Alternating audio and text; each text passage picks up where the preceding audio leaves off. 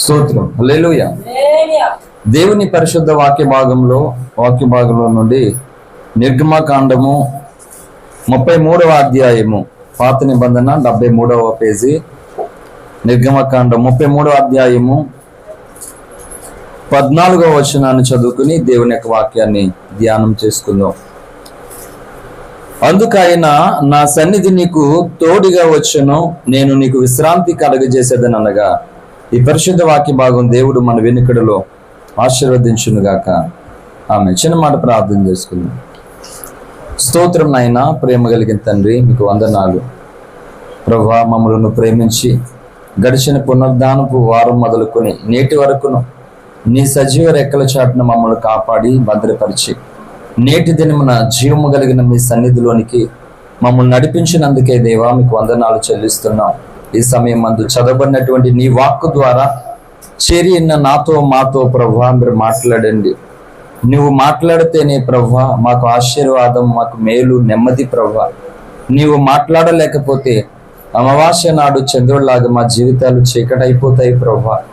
కనుక తండ్రి మమ్మల్ని దర్శించి మా దోషముల నుండి, మా పాపముల నుండి, మా అపరాధముల నుండి విడిపించి మీ రక్తము చేత మమ్మలను కడిగి నీ ఆత్మతో అభిషేకించి చదవబడినటువంటి నీ వాక్కు ద్వారా నాతో మాతో స్పష్టముగా తేటగా మాట్లాడి ప్రతి అపవాది కార్యములు లయపరిచి మీ నామానికి మహిమ తెచ్చుకోమని యేసయ్య నామమున ప్రార్థిస్తున్నాము తండ్రి. ఆమేన్, ఆమేన్, హల్లెలూయా. దేవుని పరిశుద్ధ నామానికి మహిమ కలుగును గాక. ప్రభుని ఆరాధించడానికి వచ్చినటువంటి మీ అందరికీ, లైవ్ లో ఉన్నటువంటి వారికి యేసయ్య నామములో హృదయపూర్వకమైన వందనాలు. మంచిది, చాలా సమయం అయింది గనక కొద్ది నిమిషాలు దేవుని యొక్క వాక్యాన్ని మనం ధ్యానం చేసుకుని ప్రార్థనలో ప్రభు శరీర రక్తంలో పాలు పంపులు పొందడానికి సిద్ధపడదాం. హల్లెలూయా. సాక్షాత్తు జీవము కలిగినటువంటి దేవుడే మోషేతో మాట్లాడుతున్నటువంటి మాట. అందుకు ఆయన నా సన్నిధి నీకు తోడుగా వచ్చును అంటే దేవుడే మాట్లాడుతున్నాడు. క్రైస్తవ సమాజం అంతటికీ కూడా ఇప్పుడు నేను చెప్తున్నటువంటి సందేశం చాలా చాలా అవసరం, ప్రాముఖ్యత. హల్లెలూయా. సో దేవుడు ఒకసారి మాట్లాడితే, దేవుడు ఒక వాక్యంతో మాట్లాడితే మొత్తం అంతా అక్కడ అయిపోదు. యాక్చువల్లీ ఒక విషయం చెప్పిన, దేవుడు మనతో మాట్లాడాలనుకుంటున్నప్పుడు ఆయన ఏం చేస్తాడంటే ఫస్ట్ మనల్ని దర్శించి నీతో మాట్లాడాలనుకుంటున్నానని చెప్తాడు. అంటే ఇలా చెప్పడు, ఆయన వేరే కోణంలో మనతో మాట్లాడడానికి దేవుడు చెప్తాడు. ఆ మాటను మనం గ్రహించి, ఓ దేవుడు నాతో మాట్లాడాలనుకుంటున్నాడు అని గ్రహించి దానికి కనెక్ట్ అవ్వాలి. ఫర్ ఎగ్జాంపుల్ బైబిల్లో నుండి హెచ్కేల్ గ్రంథంలో చూడొద్దు, మీరు అవసరాన్ని బట్టి నేను రిఫరెన్స్ కోట్ చేసినప్పుడు మీరు నోట్ చేసుకోండి. సో హెజ్కేలు ప్రవక్త అంటాడు, నరపుత్రుడా నేను నీతో మాట్లాడవలసి ఉన్నది, నీవు చక్కగా నిలబడు అన్నాడు. ఇప్పుడు మాట్లాడింది ఎవరు? దేవుడే మాట్లాడాడు. ఏమని మాట్లాడుతున్నాడు? నేను నీతో మాట్లాడాలనుకుంటున్నాను, ఐ టాక్ టు యూ, నేను నీతో మాట్లాడాలనుకుంటున్నాను, కానీ నువ్వేం చేయాలి? ఇప్పుడు చక్కగా నిలబడమన్నాడు. ఇర్మియా ప్రవక్తతో మాట్లాడాడు. ఇర్మియా నువ్వు కుమ్మరివాని ఇంటికి వెళ్ళు, నేను అక్కడ నీతో మాట్లాడతా అన్నాడు. ఇక్కడ మాట్లాడింది ఎవరు? దేవుడే మాట్లాడాడు. కానీ అసలైనటువంటి సంగతి దేవుడు మనతో మాట్లాడడానికి ముందు ఏం చేస్తాడంటే నీతో మాట్లాడతాడు. అర్థమవుతుందా నా భాష? అర్థమైందా? కొన్నిసార్లు మనం ఏం చెప్తాం, ఫర్ ఎగ్జాంపుల్ హైదరాబాద్కి కొంతమందికి వెళ్తున్నప్పుడు నాకు ఫోన్ చేస్తారు, అన్న జోసఫ్ అన్న మేము ఇలా హైదరాబాద్కి వచ్చాం, సో కొంచెం అడ్రస్ తెలియదు, లేకపోతే మేము ఈరోజు ఇక్కడ ఉండడానికి కొంచెం ఇబ్బందిగా ఉంది, డబ్బులు లేవు. ఇలా నాకు ఫోన్ చేసినప్పుడు నేనేం చేస్తానంటే, సో మీరు హౌసింగ్ బోర్డు కూకట్పల్లి కాలనీకి వెళ్ళండి, జోసఫ్ పాస్టర్ గారు పంపించారని చెప్పండి, మిమ్మల్ని చూసుకుంటారు వాళ్ళని చెప్తాను. అంటే ఇప్పుడు వాళ్ళతో మాట్లాడింది ఎవరు? నేనే. కానీ నేనేం చేస్తాను, అక్కడికి మీరు వెళ్ళిన తర్వాత ఇలాగ పేరు చెప్పిన తర్వాత సో మీరు ఉండడానికి కొంత మీకు సౌకర్యం కలుగుతుందని చెప్తాను. అలా దేవుడు ఏం చేస్తాడంటే మనతో స్పష్టమైనటువంటి ఒక సంగతి మాట్లాడాలనుకుంటున్నప్పుడు, సో నేను నీతో మాట్లాడాలనుకుంటున్నాను అని ముందు చెప్తాడు మాట. మరి ఇప్పుడు చెప్పే అని అంటే అప్పుడు చెప్పడానికి అయిపోద్దా? కొంతమందికి ఎంత ఆరాటం ఉంటుందంటే మొత్తం అంతా ఒకసారి తెలిసిపోవాలి. జరగదు అలాగా క్రైస్తవ జీవితంలో. మీరు గుర్తుపెట్టుకోండి, స్కూల్కి చదువుతున్నటువంటి పిల్లల్ని జ్ఞాపకం చేసుకుందాం. ఎందుకు? నర్సరీ సంవత్సరం, ఎల్కేజీ సంవత్సరం, యూకేజీ సంవత్సరం, ఫస్ట్ క్లాస్, అప్పుడు క్లాసులు మొదలవుతాయి. అంటే ఒకటో తరగతి రాకమునిపే 3 క్లాసులు ఉండాలి. ఇక్కడ మామూలుగా బోర్డు స్కూల్లో ఫస్ట్ నుంచి ఎలాగనే ఒకటో తరగతిలో వేస్తారు. అంటే అర్థం ఏంటంటే సరైనటువంటి పునాది ఉండదు. ఇప్పుడు చదువు అనేటువంటిది పిల్లలకి నిరంతరం చదువుతూనే ఉంటారు. అయిపోతుందా చదువు? అయిపోయిందా? అంటే చదువుకి కొలమానం ఉండదు. నిరంతరం చదువుకునేటువంటిది ఎంతైనా ఉందో చదువు, తరగినటువంటిది ఉన్నది. మరి మాట చెప్తున్నాను, క్రైస్తవ జీవితంలో ఒకేసారి ఒకే స్థలంలో ఒకే పరిస్థితుల్లో నేర్చేసుకొని అవుతుందా? మీరు ఆలోచించండి. ఈ భౌతిక సంబంధమైనటువంటి చదువే ఒక్కసారే చదవడానికి అవ్వదు. ఎంత చదివినా తరగదు. సముద్రం కూడా అంతే, ఎంత ఈదినా తరగదు. మరి దేవుణ్ణి గూర్చి నేర్చుకోవాలనుకుంటున్నప్పుడు ఎలా నేర్చుకోవాలి చెప్పండి? ఒక సంవత్సరంలో భక్తి అంతా నేర్చేసుకుంటామా? ఒక రోజులో? అంటే దేవుడు నాతో మాట్లాడాడని చెప్పాను, నాతో ఏం మాట్లాడాడు అంటే మొత్తం అన్ని సంగతులు మాట్లాడేస్తాడు. ఒకసారి మాట్లాడాడు. అలాగా గుర్తుపెట్టుకోండి, దేవుడు మాట్లాడే విధానం ఎలా ఉంటుందంటే, ప్రస్తుత స్థితిగతులలో మనం ఉంటున్నటువంటి పరిస్థితులలో ఈ జరుగుతున్నటువంటి సకల పరిస్థితులన్నిటినీ దేవుడు వాడుకుంటాడు మనతో మాట్లాడడానికి. అందుకే రోమా పత్రిక అపోస్తులైనటువంటి పౌలు గారు సాక్ష్యం ఇస్తూ రోమా 1:20 త్వరగా చదవాలి స్పీడ్గా బైబిల్. ఆయన అదృశ్య లక్షణములు, జగత్తుత్పత్తి మొదలుకుని సృష్టింపబడిన వస్తువులను ఆలోచించడం వలన తేటబడుచున్నవి గనక వారు నిరక్తులైన. అంటే అర్థం ఏంటంటే ఎరగని వారిగా ఉన్నారు. దేవుడు మాట్లాడుతున్నటువంటి సంగతులను మనం ఎలా గుర్తించాలి, గ్రహించాలి అని చెప్తుంది బైబిల్. అంటే జగత్తుత్పత్తి, ఈ జగము యొక్క ఉత్పత్తి కలుగజేసినటువంటి నాటి నుండి సృజించబడినటువంటి ప్రతి వస్తువును కూడా తేటగా ఆలోచన చేస్తే దేవుడి జ్ఞానము మనకు అర్థమవుతుందంట. అమ్మ, మీరు డిస్టర్బెన్స్గా ఉండొద్దు. పిల్లల పనులు పిల్ల చేసుకుంటారు, మన పని మనం చేసుకుంటాం. Hallelujah. So for example cell phone ఉంది, ఓకే, దానికి ఏ వైరు లేకుండా ఏమీ లేకుండా అమెరికా నుంచి ఫోన్ చేస్తే మాట్లాడతాం. ఎక్కడో ప్రపంచంలో ఎక్కడి నుంచో ఏ మూల నుంచో చేస్తే మాట్లాడుతున్నాం. ఎలా జరుగుతుంది ఇది? అంటే దాన్ని గురించి ఫర్ ఎగ్జాంపుల్ మనం ఆలోచన చేస్తే చూడండి, ఇలాగా ఇర్మియా 33:3 ప్రకారంగా దేవుని ఫోన్ నంబర్ అదే. ఏంటి నా ఫోన్ నంబర్ చెప్తే నేను దేవుడి ఫోన్ నంబర్ ఏంటి? 333. ఇర్మియా 33:3. నీవు నాకు మొరపెట్టుము, నేను నీకు ఉత్తరం ఇస్తాను. అంటే ఈ భూమి మీద జరుగుతున్నటువంటి ప్రతి సంభవాలలో, ప్రతి పరిస్థితులలో, ప్రతి కష్ట నష్ట బాధ దుఃఖ వేదన అన్నిటిలోనూ కూడా 333 మనం మొర పెడితే ఆ మొర ఎక్కడ చేరుతుందంట? ఈ భూలోకంలో సిగ్నల్ తక్కువైపోవచ్చు. ఇప్పుడు దీనికి సిగ్నల్స్ ఉండట్లే ఇక్కడ ప్రస్తుతం. ప్రతి మెసేజ్ కూడా మళ్ళీ దాన్ని అప్లోడ్ చేసుకోవడానికి కొంచెం టైం పడుతుంది.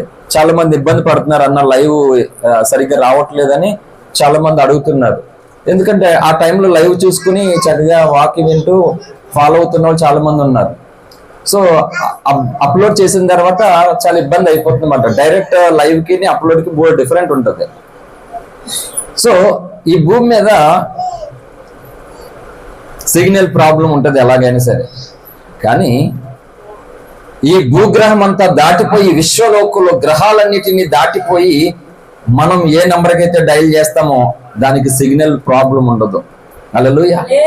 అంటే నువ్వు ఎంత తీవ్రతతో, ఎంత ఆశతో నువ్వు మొర్ర పెడతావో అంత విధానంతో వెళ్ళిపోతుంది. మా అమ్మ హైదరాబాద్లో ఉండేటప్పుడు నాకు డిగ్రీ చదువుతున్నప్పుడు 500 పంపించేవారు నెలకి.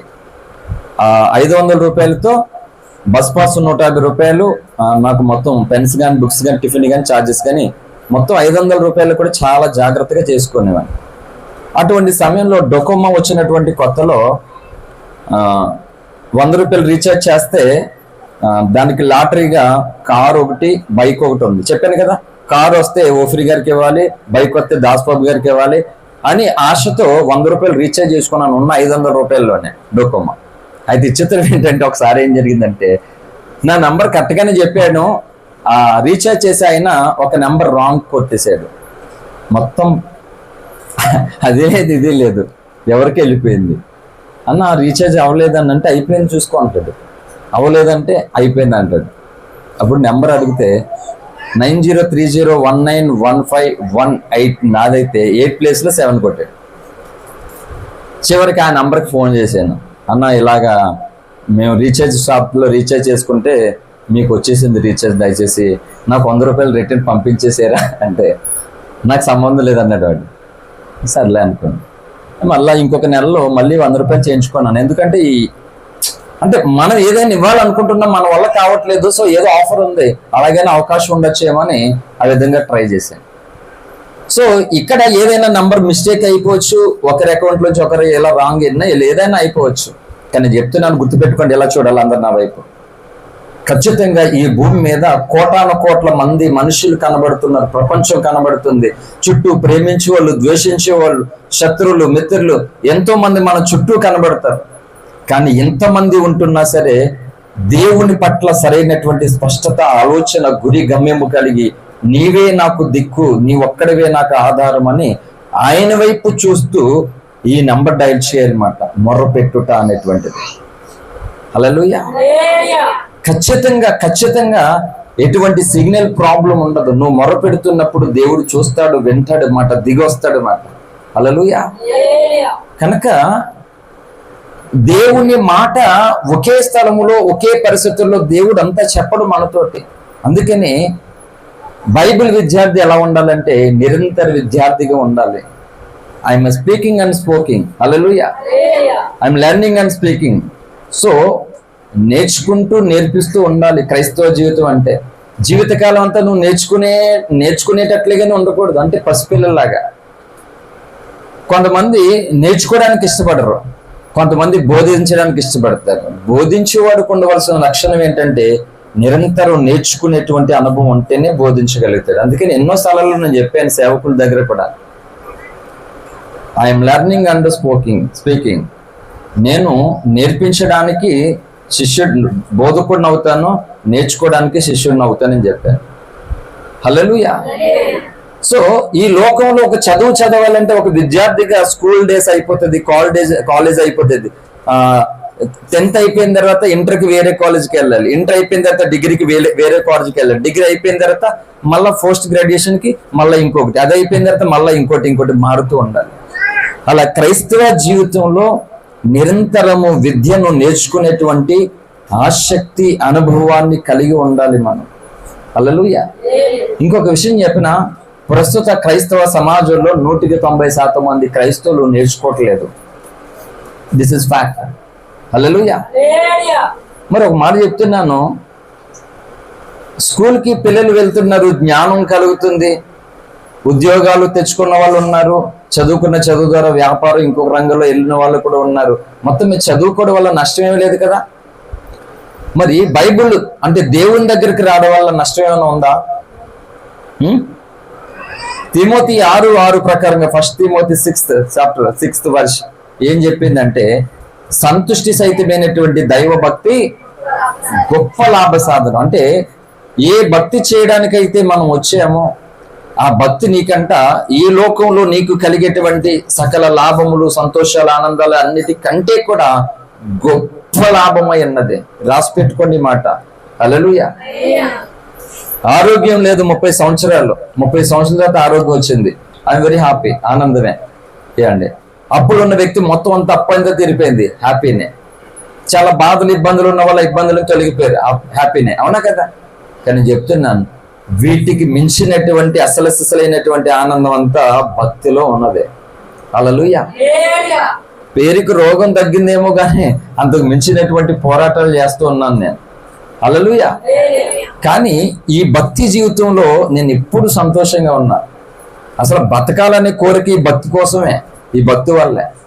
అందుకే నేను రాసినటువంటి పాట, భక్తి జీవితంలో నే రోషంతో ఉండగా రోగములు దుఃఖములు నాకు మిగలగా భక్తి జీవితంలో నిరోషంతో ఉండగా, రోగములు దుఃఖములు నాకు మిగలగా సత్యము కొరకే నే బ్రతుకుచుండగా, భక్తిహీనులే నన్ను తరుముచుండగా, సత్యము కొరకే నే బ్రతుకుచుండగా, భక్తిహీనులే నన్ను తరుముచుండగా, ఆదుకోవా నన్ను ఆదుకోవా, అనాథగా నేను మిగిలిపోగా, ఆదుకోవా నన్ను ఆదుకోవా, ఒంటరినై నేను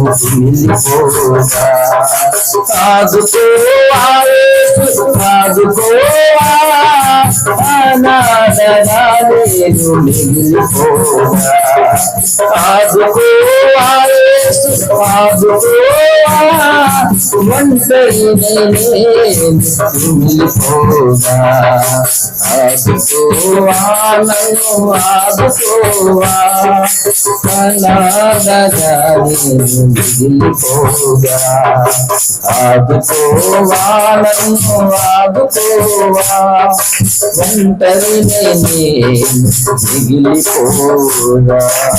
హల్లెలూయా. ఫస్ట్ లిరిక్ ఏమో నార్మల్ గా ఆదుకోవా అని, రెండోదేమో మళ్ళా బయటికి హై పిచ్చులోకి వెళ్ళాలన్నమాట. యాక్చువల్లీ నాకు పాటలు పాడడం రాదు, కానీ నా పాటలో స్టార్టింగ్ స్టెప్ అదే ఆ ఏ అక్కడ ఆగుతుంది, మళ్ళీ ఒకసారి అక్కడి నుంచి జడ్లాగా హై పిచ్లోకి వెళ్తాయి అన్నమాట. విచిత్రం, పాటలు రాని వ్యక్తికి ఇలా హై పిచ్లోకి రాయడం అనేటువంటిది దేవుని కృప. అది హల్లెలూయా. సో భక్తి జీవితంలో రోషముగా ఉంటే అందరూ గణపరిచేవారు, పొగిడేవాళ్ళు, అభిమానించేవాళ్ళు, ప్రేమించేవాళ్ళే ఉండరు. ఏమంట? రోగములు దుఃఖములు మిగిలితే సత్యము కొరకే బ్రతుచుండగా భక్తిహీనులు తరుముతున్నారంట. దావీదుని ఎందుకు తరుముతున్నాడు సౌలు? ఏం చేశాడని? మోషే మీద ఎందుకు పగబెట్టారు కొరాహు? ఏం చేశాడు? నిష్కారణమైనటువంటి ద్వేషం, పగ, ప్రతీకారం. నేను చెప్తున్నాను, గుర్తుపెట్టుకోండి, క్రైస్తవులైనటువంటి మనలో ఆ ద్వేషం ఉంటే మనం భయంకరంగా నష్టపోతాం. ఉండొద్దు అసలు. చాలా మంది అడుగుతారు, ఇన్ని భయంకరమైనటువంటి పోరాటంలో జోసఫ్ అన్న నీ సీక్రెట్ ఏంటి చెప్పవా అంటాను. నవ్వుకుంటాను. నాకు సీక్రెట్లు ఏముంటాయి, నా అంతా తెరిచిన పుస్తకం చెప్తాను. అలా కాదు నేను చెప్పేది. అంటే భయంకరమైన పోరాటాలు, అడుగడిగిన చాలా వ్యతిరేకత నీకు కలిగినప్పటికీ నువ్వు ఆ రోషాన్ని తగ్గించుకో. దేవుని కొట్లంత భారంతో, రోషంతో ఉంటాం. చాలా మంది మాట్లాడుకుంటే విన్నాం. ఏంటి చెప్పానంటే, నేను ఒకటి చెప్పాను, సృష్టికర్త అయినటువంటి దేవుడు భూమి మీద ఉన్నటువంటి లక్షల కొలదిగే జీవరాశుల్లో మనుషులైన మనల్ని చేసుకుంటూ, ఆ మనుషుల్లో 750 కోట్ల మంది ఉంటుండగా అందులో నాస్తికులు, దేవుడు లేడనే ప్రజలు ఉన్నారు, దేవుడు ఉన్నాడనే ప్రజలు ఉన్నారు. మళ్ళా దేవుడు ఉన్నాడనేటువంటి ప్రజలు ఎన్నో మత ఆచార ధర్మాలు కలిగిన వారిగా ఉన్నారు. మళ్ళీ ఒకడే దేవుణ్ణి కలిగినటువంటి మనుషుల్లో ఎన్నో కులాలు, ఎన్నో నియమాలు కలిగిన వారిగా ఉన్నారు. ఎంతమంది ఉంటుండగా ఒక పనికి రానటువంటి బలహీనమైనటువంటి శరీరంతో ఉన్న నన్ను ఆయన ఎన్నుకున్నాడు, ప్రేమిస్తున్నాడు. సో ఆ ప్రేమను ధనము కోసం గాని, మనిషి కోసం గాని, ఆస్తి అంతస్తు పేరు ప్రఖ్యాతుల కోసం గాని నేను ఎట్టి పరిస్థితుల్లోనూ మిస్యూజ్ చేసుకోను. దాన్ని కాపాడుకోవడం కొరకు నన్ను నేను కొవ్వొత్తులాగా అరిగిపోవడానికి నేను ఇష్టపడతాను. సో మెయిన్ సీక్రెట్ ఏంటంటే, ఈ భక్తి నాకు దూరం అవ్వడానికి కారణం ఏంటి అంటే, ఏదో పాపం చేసి ఏదో తప్పు చేసినంత మాత్రం దూరం తెలియదు. తిక్కలో వీళ్ళందరూ ఏబిసిల దగ్గర ఆగిపోయిన వాళ్ళు ఆ మాటలు మాట్లాడతారు. ఎప్పుడైతే నిష్కారమైనటువంటి ద్వేషం, అసూయ, పగ, ప్రతీకారంతో నువ్వు ఉంటావో ఆటోమేటిక్గా ఏ పాపం చేయకపోయినా నీ భక్తి నాశనం అవడానికి కారణం ఇవే. అసూయ, కొంతమంది ఉత్తిన అసూయ, వీళ్ళకంటే మంచి బట్టలు ఇంకొకరు కట్టుకుంటే ఉత్తిన అసూయ, వీళ్ళకి లేని వస్తువులు ఇంకొకరు వాడుకుంటే అసూయ, ఈర్ష్య, ద్వేషం. కొంతమంది బుద్ధి ఎలా ఉంటదంటే, వీళ్ళు అనుకున్న మాటే జరగాలి, వీళ్ళు అనుకున్న పెత్తనమే జరగాలి, లేకపోతే ఎందుకు వచ్చి నీ బ్రతుకులు? దేవుడు పెత్తనం చేయడానికి రాలేదు ఈ భూమి మీదకి. బైబిల్ ఏం చెప్పిందంటే, మీలో ఎవడు గొప్పవాడుగా ఉండాలనుకుంటున్నాడో ఆడు ఎలా ఉండాలని చెప్పింది బైబిల్? అందరికీ దాసుడిగా ఉండమని చెప్పాడు. జోసెఫ్ ఎలా ఉంటాడు? అందరితో నేను సేవకుడిని, మీరు అందరూ నిల్చోండి, స్టాండ్ ఆఫ్, చేతులు కట్టుకోండి, నేను కూర్చుంటాను, లైన్లో ఉన్నాను అని చెప్తానా? నేను బైబిల్ బ్రతుకుతున్నాను, అది అర్థం కావట్లేదు. లోకం బ్రతుకు వచ్చే వాళ్ళకి బైబిల్ బ్రతుకు ఎలా అర్థం అవుతుంది? అందుకే నేను చెప్పాను ఎన్నోసార్లు, మీరు బైబిల్ కాలేజీకి వెళ్ళలేదు అనేటువంటి బాధ ఉండదు. బైబిల్ కాలేజీకి అయ్యో నేను వెళ్తే చాలా నేర్చుకునేటువంటి ఇబ్బంది ఏమి ఉండదు. నన్ను, నా ప్రసంగాలు మీరు చక్కగా ఫాలో అవుతే బైబిల్ కాలేజీకి వెళ్ళి వచ్చిన వాళ్ళకి మీరు ఇలా బోధించగలుగుతారని చెప్పాను నేను. హల్లెలూయా. కాబట్టి నువ్వు గొప్పదానిగా ఉండాలంటే బైబిల్ ఏం చెప్పిందంటే నువ్వు ఇతరులకి దాసుడిగా, దాసురాలుగా ఉండాలట. అదేం ఉండదు జనాలకి. ఎందుకండి? ఎందుకు అహం, ఎందుకు ఇగో, ఎందుకు దేవుడు ద్వేషించేటువంటిది నీలో పెట్టుకోవడం ఎందుకు? దానివల్ల మనం ఎంతకాలం దేవుని దగ్గరికి వెళ్తున్నా నేర్చుకోలేకపోతున్నా. ఏమి నేర్చుకుంటాం? మార్చుకునేవాడే నేర్చుకోగలుగుతాడు. అవునా కదా? చెప్పండి. ఎవరు నేర్చుకుంటారు? ఎప్పటికప్పుడే నీ తప్పులు నువ్వు తెలుసుకుని దిద్దుకోవాలి. ఎప్పటికప్పుడే నా తప్పులు, నా స్వభావం, నేను ఏ విషయంలో సరిగ్గా లేను, ఏ విషయంలో నా జీవితం కరెక్ట్గా లేదు, ఇది ఎప్పటికప్పుడే నేను తెలుసుకోవాలి. ఎప్పటికప్పుడే అది నేను మార్చుకోవాలి. అలా మార్చుకుంటేనే నువ్వు నిరంతర బైబిల్ విద్యార్థి అవుతావు. హల్లెలూయా. కనుక ఈరోజు నేర్చుకోవడం లేదు. ఎన్ని సంగతులు ఎన్ని అలాగే ఉండిపోతున్నారు. ఒక మాట చెప్తున్నానండి, ఇప్పుడు ఎవరికి వాళ్ళే మనం అందరం ఈ స్థలంలోనికి మన ఇళ్ళ నుంచి వచ్చాం కదా ఇక్కడికి. ప్రతి ఒక్కరు, స్త్రీలైతే స్త్రీలు, పురుషులైతే పురుషులు. మీ షర్ట్కి మరకందుకుందండి, మీ శారీకి మరకందుకుందని ఎవరైనా చెప్పారు, ఏం చేస్తాం? తిడతావని చెప్పలేదు, అర్థంగా చూసుకుంటాం, ఓ థ్యాంక్స్ అండి, కడుక్కుంటాం. అవునా కదా? ఆఫ్టర్ ఒక షర్ట్కి మరకు ఏదో అంటిపోయింది చెప్పారు వాళ్ళు, దానికే థ్యాంక్స్ చెప్తాం, కృతజ్ఞత ఉంటుంది, దాన్ని రిమూవ్ చేసుకుంటాం. అవ్వకపోతే డ్రెస్ మార్చుకుంటాం. అవునా కదా? మరి జీవితంలోనే దేవుడు విడిచిపెట్టేటువంటి పరిస్థితుల్లో నీవు ఉన్నావు. దేవుడు నిన్ను వదిలేస్తాడు, దేవుడు నిన్ను తృణీకరిస్తాడు, నువ్వు నరకానికి వెళ్ళిపోతావు, చాలా డేంజర్ పొజిషన్లో నీవు ఉన్నావు అని చెప్పేది ఎలా తప్పవుతుందో చెప్పండి. ఒక మాట చెప్పాలి మిమ్మల్ని. అంటే మచ్చ అంటుకుంది లేకపోతే ఏదో అనుకుంటే అది చెప్తే దానికి ఆనందపడుతున్నావు, మార్చేసుకుంటే అయిపోయింది, అది కడుక్కుంటే పోతుంది, దానికి అంత కృతజ్ఞత కలిగి ఉంటాం. టోటల్గా నువ్వు అదే జీవితాంతో మార్చుకోకుండా అలాగే బ్రతికేస్తే చాలా ఘోరమైన నష్టాన్ని, ప్రమాదాన్ని నువ్వు ఎదుర్కొంటావని దేవుని ప్రేరణ చేత, దేవుని మాట చేత చెప్తే ఎందుకు దిద్దుకోవట్లేదు ప్రజలు? చెప్పండి. చూసారా? షర్ట్కి, శారీస్కి అంటుకుంటే మార్చుకుంటారు, కానీ బ్రతుకుకి అంటుకున్న దాన్ని మార్చుకోమంటే మార్చుకోరట. అంటే అర్థం పెట్టి కొంతమంది అంటారు, బ్రహ్మదేవుడి దిగి వచ్చినా ఏంటంటే ఏంటంటాడు, దేవుడి దిగి రావాలనడానికి కంటికి కనబడినటువంటి ఒక సూక్ష్మ జీవైన, ఒక బ్యాక్టీరియా అయిన కరోనాను పంపిస్తే ఏమైంది? ప్రపంచం గడగడ ఉనిపోయింది. బయటకు వెళ్ళాలంటే వీడికంటే దేవుడు దిగి రావాలంట. హల్లెలూయా. దేవుడు దిగి రావాల్సిన అవసరం లేదు. పిచ్చోళ్ళు అందరూ కూడా భూమి మీద ఉన్నటువంటి ఒక క్రిమి కీటకానికి ఆజ్ఞాపిస్తే చాలు. అందుకే చూడండి, ప్రకటన గ్రంథంలో త్వరలో 3 నెలలు భూమి మీదకి మిడతలు దేవుడు పంపించబోతున్నాడు. అతి త్వరలో జరిగే సంభవాలు ఇవి.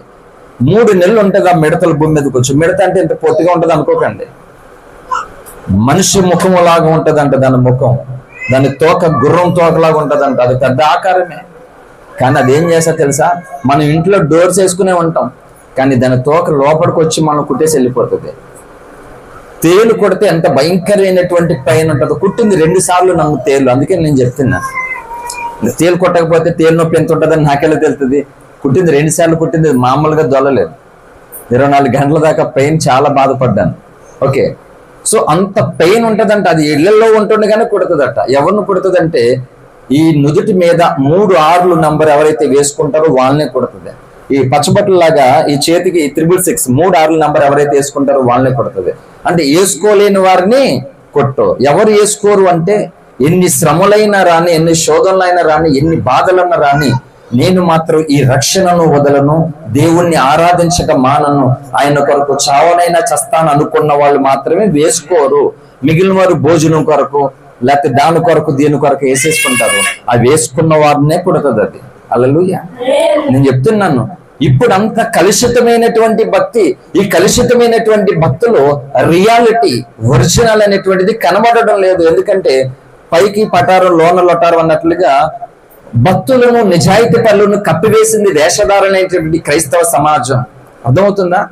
నిజాయితీగా దేవుని కొరకు బ్రతుకుతున్నటువంటి విశ్వాసాన్ని లేదు, సేవకు లేదు, యథార్థంగా నీతిగా నిజాయితీగా ఉన్నటువంటి మనుషులను మబ్బులు సూర్యుని కమ్మేసినట్లుగా వేషధారణమైనటువంటి క్రైస్తవ సమాజం కమ్మేసింది. అందువలన అందరూ ఒకటే, పాస్టర్లందరూ ఒకటే దొంగలు అని తిడుతున్నారు, వీళ్ళందరూ డబ్బు మనుషులు అని తిడుతున్నారు, చర్చికి వెళ్ళే వాళ్ళందరూ అంతే తప్పులు చేసేవాళ్ళు అని తిడుతున్నారు. ఎందుకంటే వేషధారణంగా ఉన్నటువంటి వ్యక్తుల సమూహము నిజాయితీ కలిగిన వ్యక్తులను కమ్మేసింది. ఈ పొర ఎప్పుడు ఊడుతుందంటే అతి త్వరలోనే, మన కళ్ళ ముందు అతి త్వరలోనే.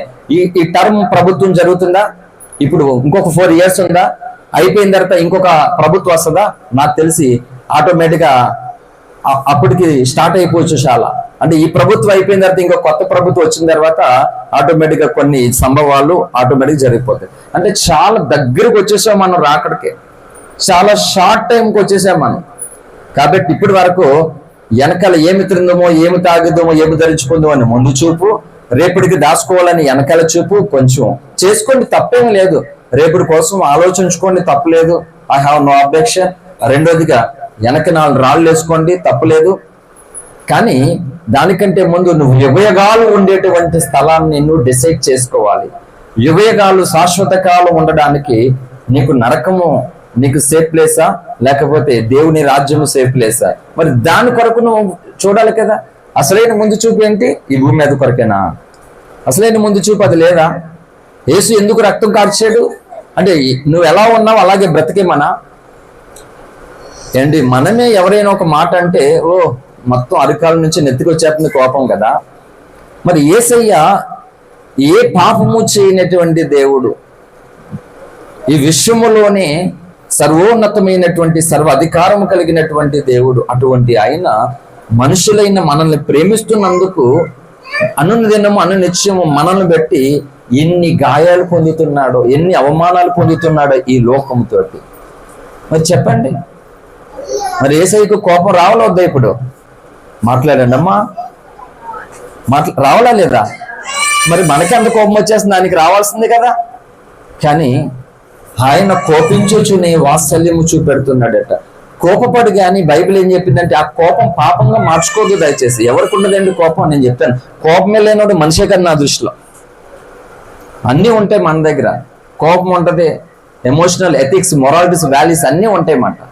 కానీ ప్రతిదీ కూడా ఏ మోతాదులో అదే వాడాలి. ఇంకా ఆడవాళ్ళకి బాగా సుపరిచితం ఏంటి, కొంతమంది కాలు కడుక్కోవడానికి బకెట్ నీళ్ళు వాడేస్తారు, మొహం కడుక్కోవడానికి బిందె నీళ్ళు వాడేస్తారు. మాట చెప్తున్నాను, నీళ్ళు వాడేసినట్లుగా వంటగదిలో నూనె వాడేస్తారు. అమ్మలో ఏం వాడేసుకుంటే ఏమవుతుంది? కొంప కూల్ చేసుకోవాలి దెబ్బతోటి, నీళ్ళలాగా నూనె వాడేస్తాను. అంటే నీటి నియమము వేరు, నూనె నియమము వేరు. హల్లెలూయా, అవునా కదా. అంటే ఏ మోతాదులో అది వాడతాం. అలాగే ఇలా చూడండి, ప్రేమ కానీ కోపం కానీ ఏదైనా సరే, రౌద్రం అన్నీ నియమంలో ఉండాలి. బైబిల్ ఏం చెప్పింది అదే చెప్తున్నాను. అసలైన యేసు రూపం ఈ ప్రపంచ క్రైస్తవానికి ఇంకా రాలేదు, తెలియదు కూడా. ఒకరు ఉంటే ఎలా ఉంటారంటే మొత్తం దీనత్వం పెంచుకుని, ఎంత గడ్డం పెంచుకుని కరుణామయులాగా తగ్గించుకోవాలి. క్రైస్తవుడు అంటే ఎలా ఉండాలి? తగ్గించుకోడంట. అంటే వీడు ఎదుటోడు చెప్తాడు, వీడు తగ్గించుకోడు, ఎదుటోడికి మాట. హల్లెలూయా. నేను ఇప్పటి వరకు క్రైస్తవ జీవితంలో నాతో ఉన్న వాళ్ళతో నేను కోపపడ్డాను, ప్రేమించాను, క్షమించాను, అన్నీ చేశాను. ఇంతవరకు నువ్వు ఎప్పుడు మమ్మల్ని ఒకసారి కూడా క్షమించలేదు అన్న వాళ్ళు ఒక్కరు కూడా లేరు లైఫ్లో. మోసం చేస్తున్నా సరే, వెన్నుపోట్లు పడుతున్నా సరే, పక్కనే ఉన్నా సరే, అన్ని తెలిసినా సరే అయినా ప్రేమించా, అయినా క్షమించా. ఎందుకంటే ఇంత ప్రేమించి ఇంత క్షమిస్తున్న ప్రేమను పోగొట్టుకోకూడదు, దూరం చేసుకోకూడదు అనే మనసు రావాలని. హల్లెలూయా.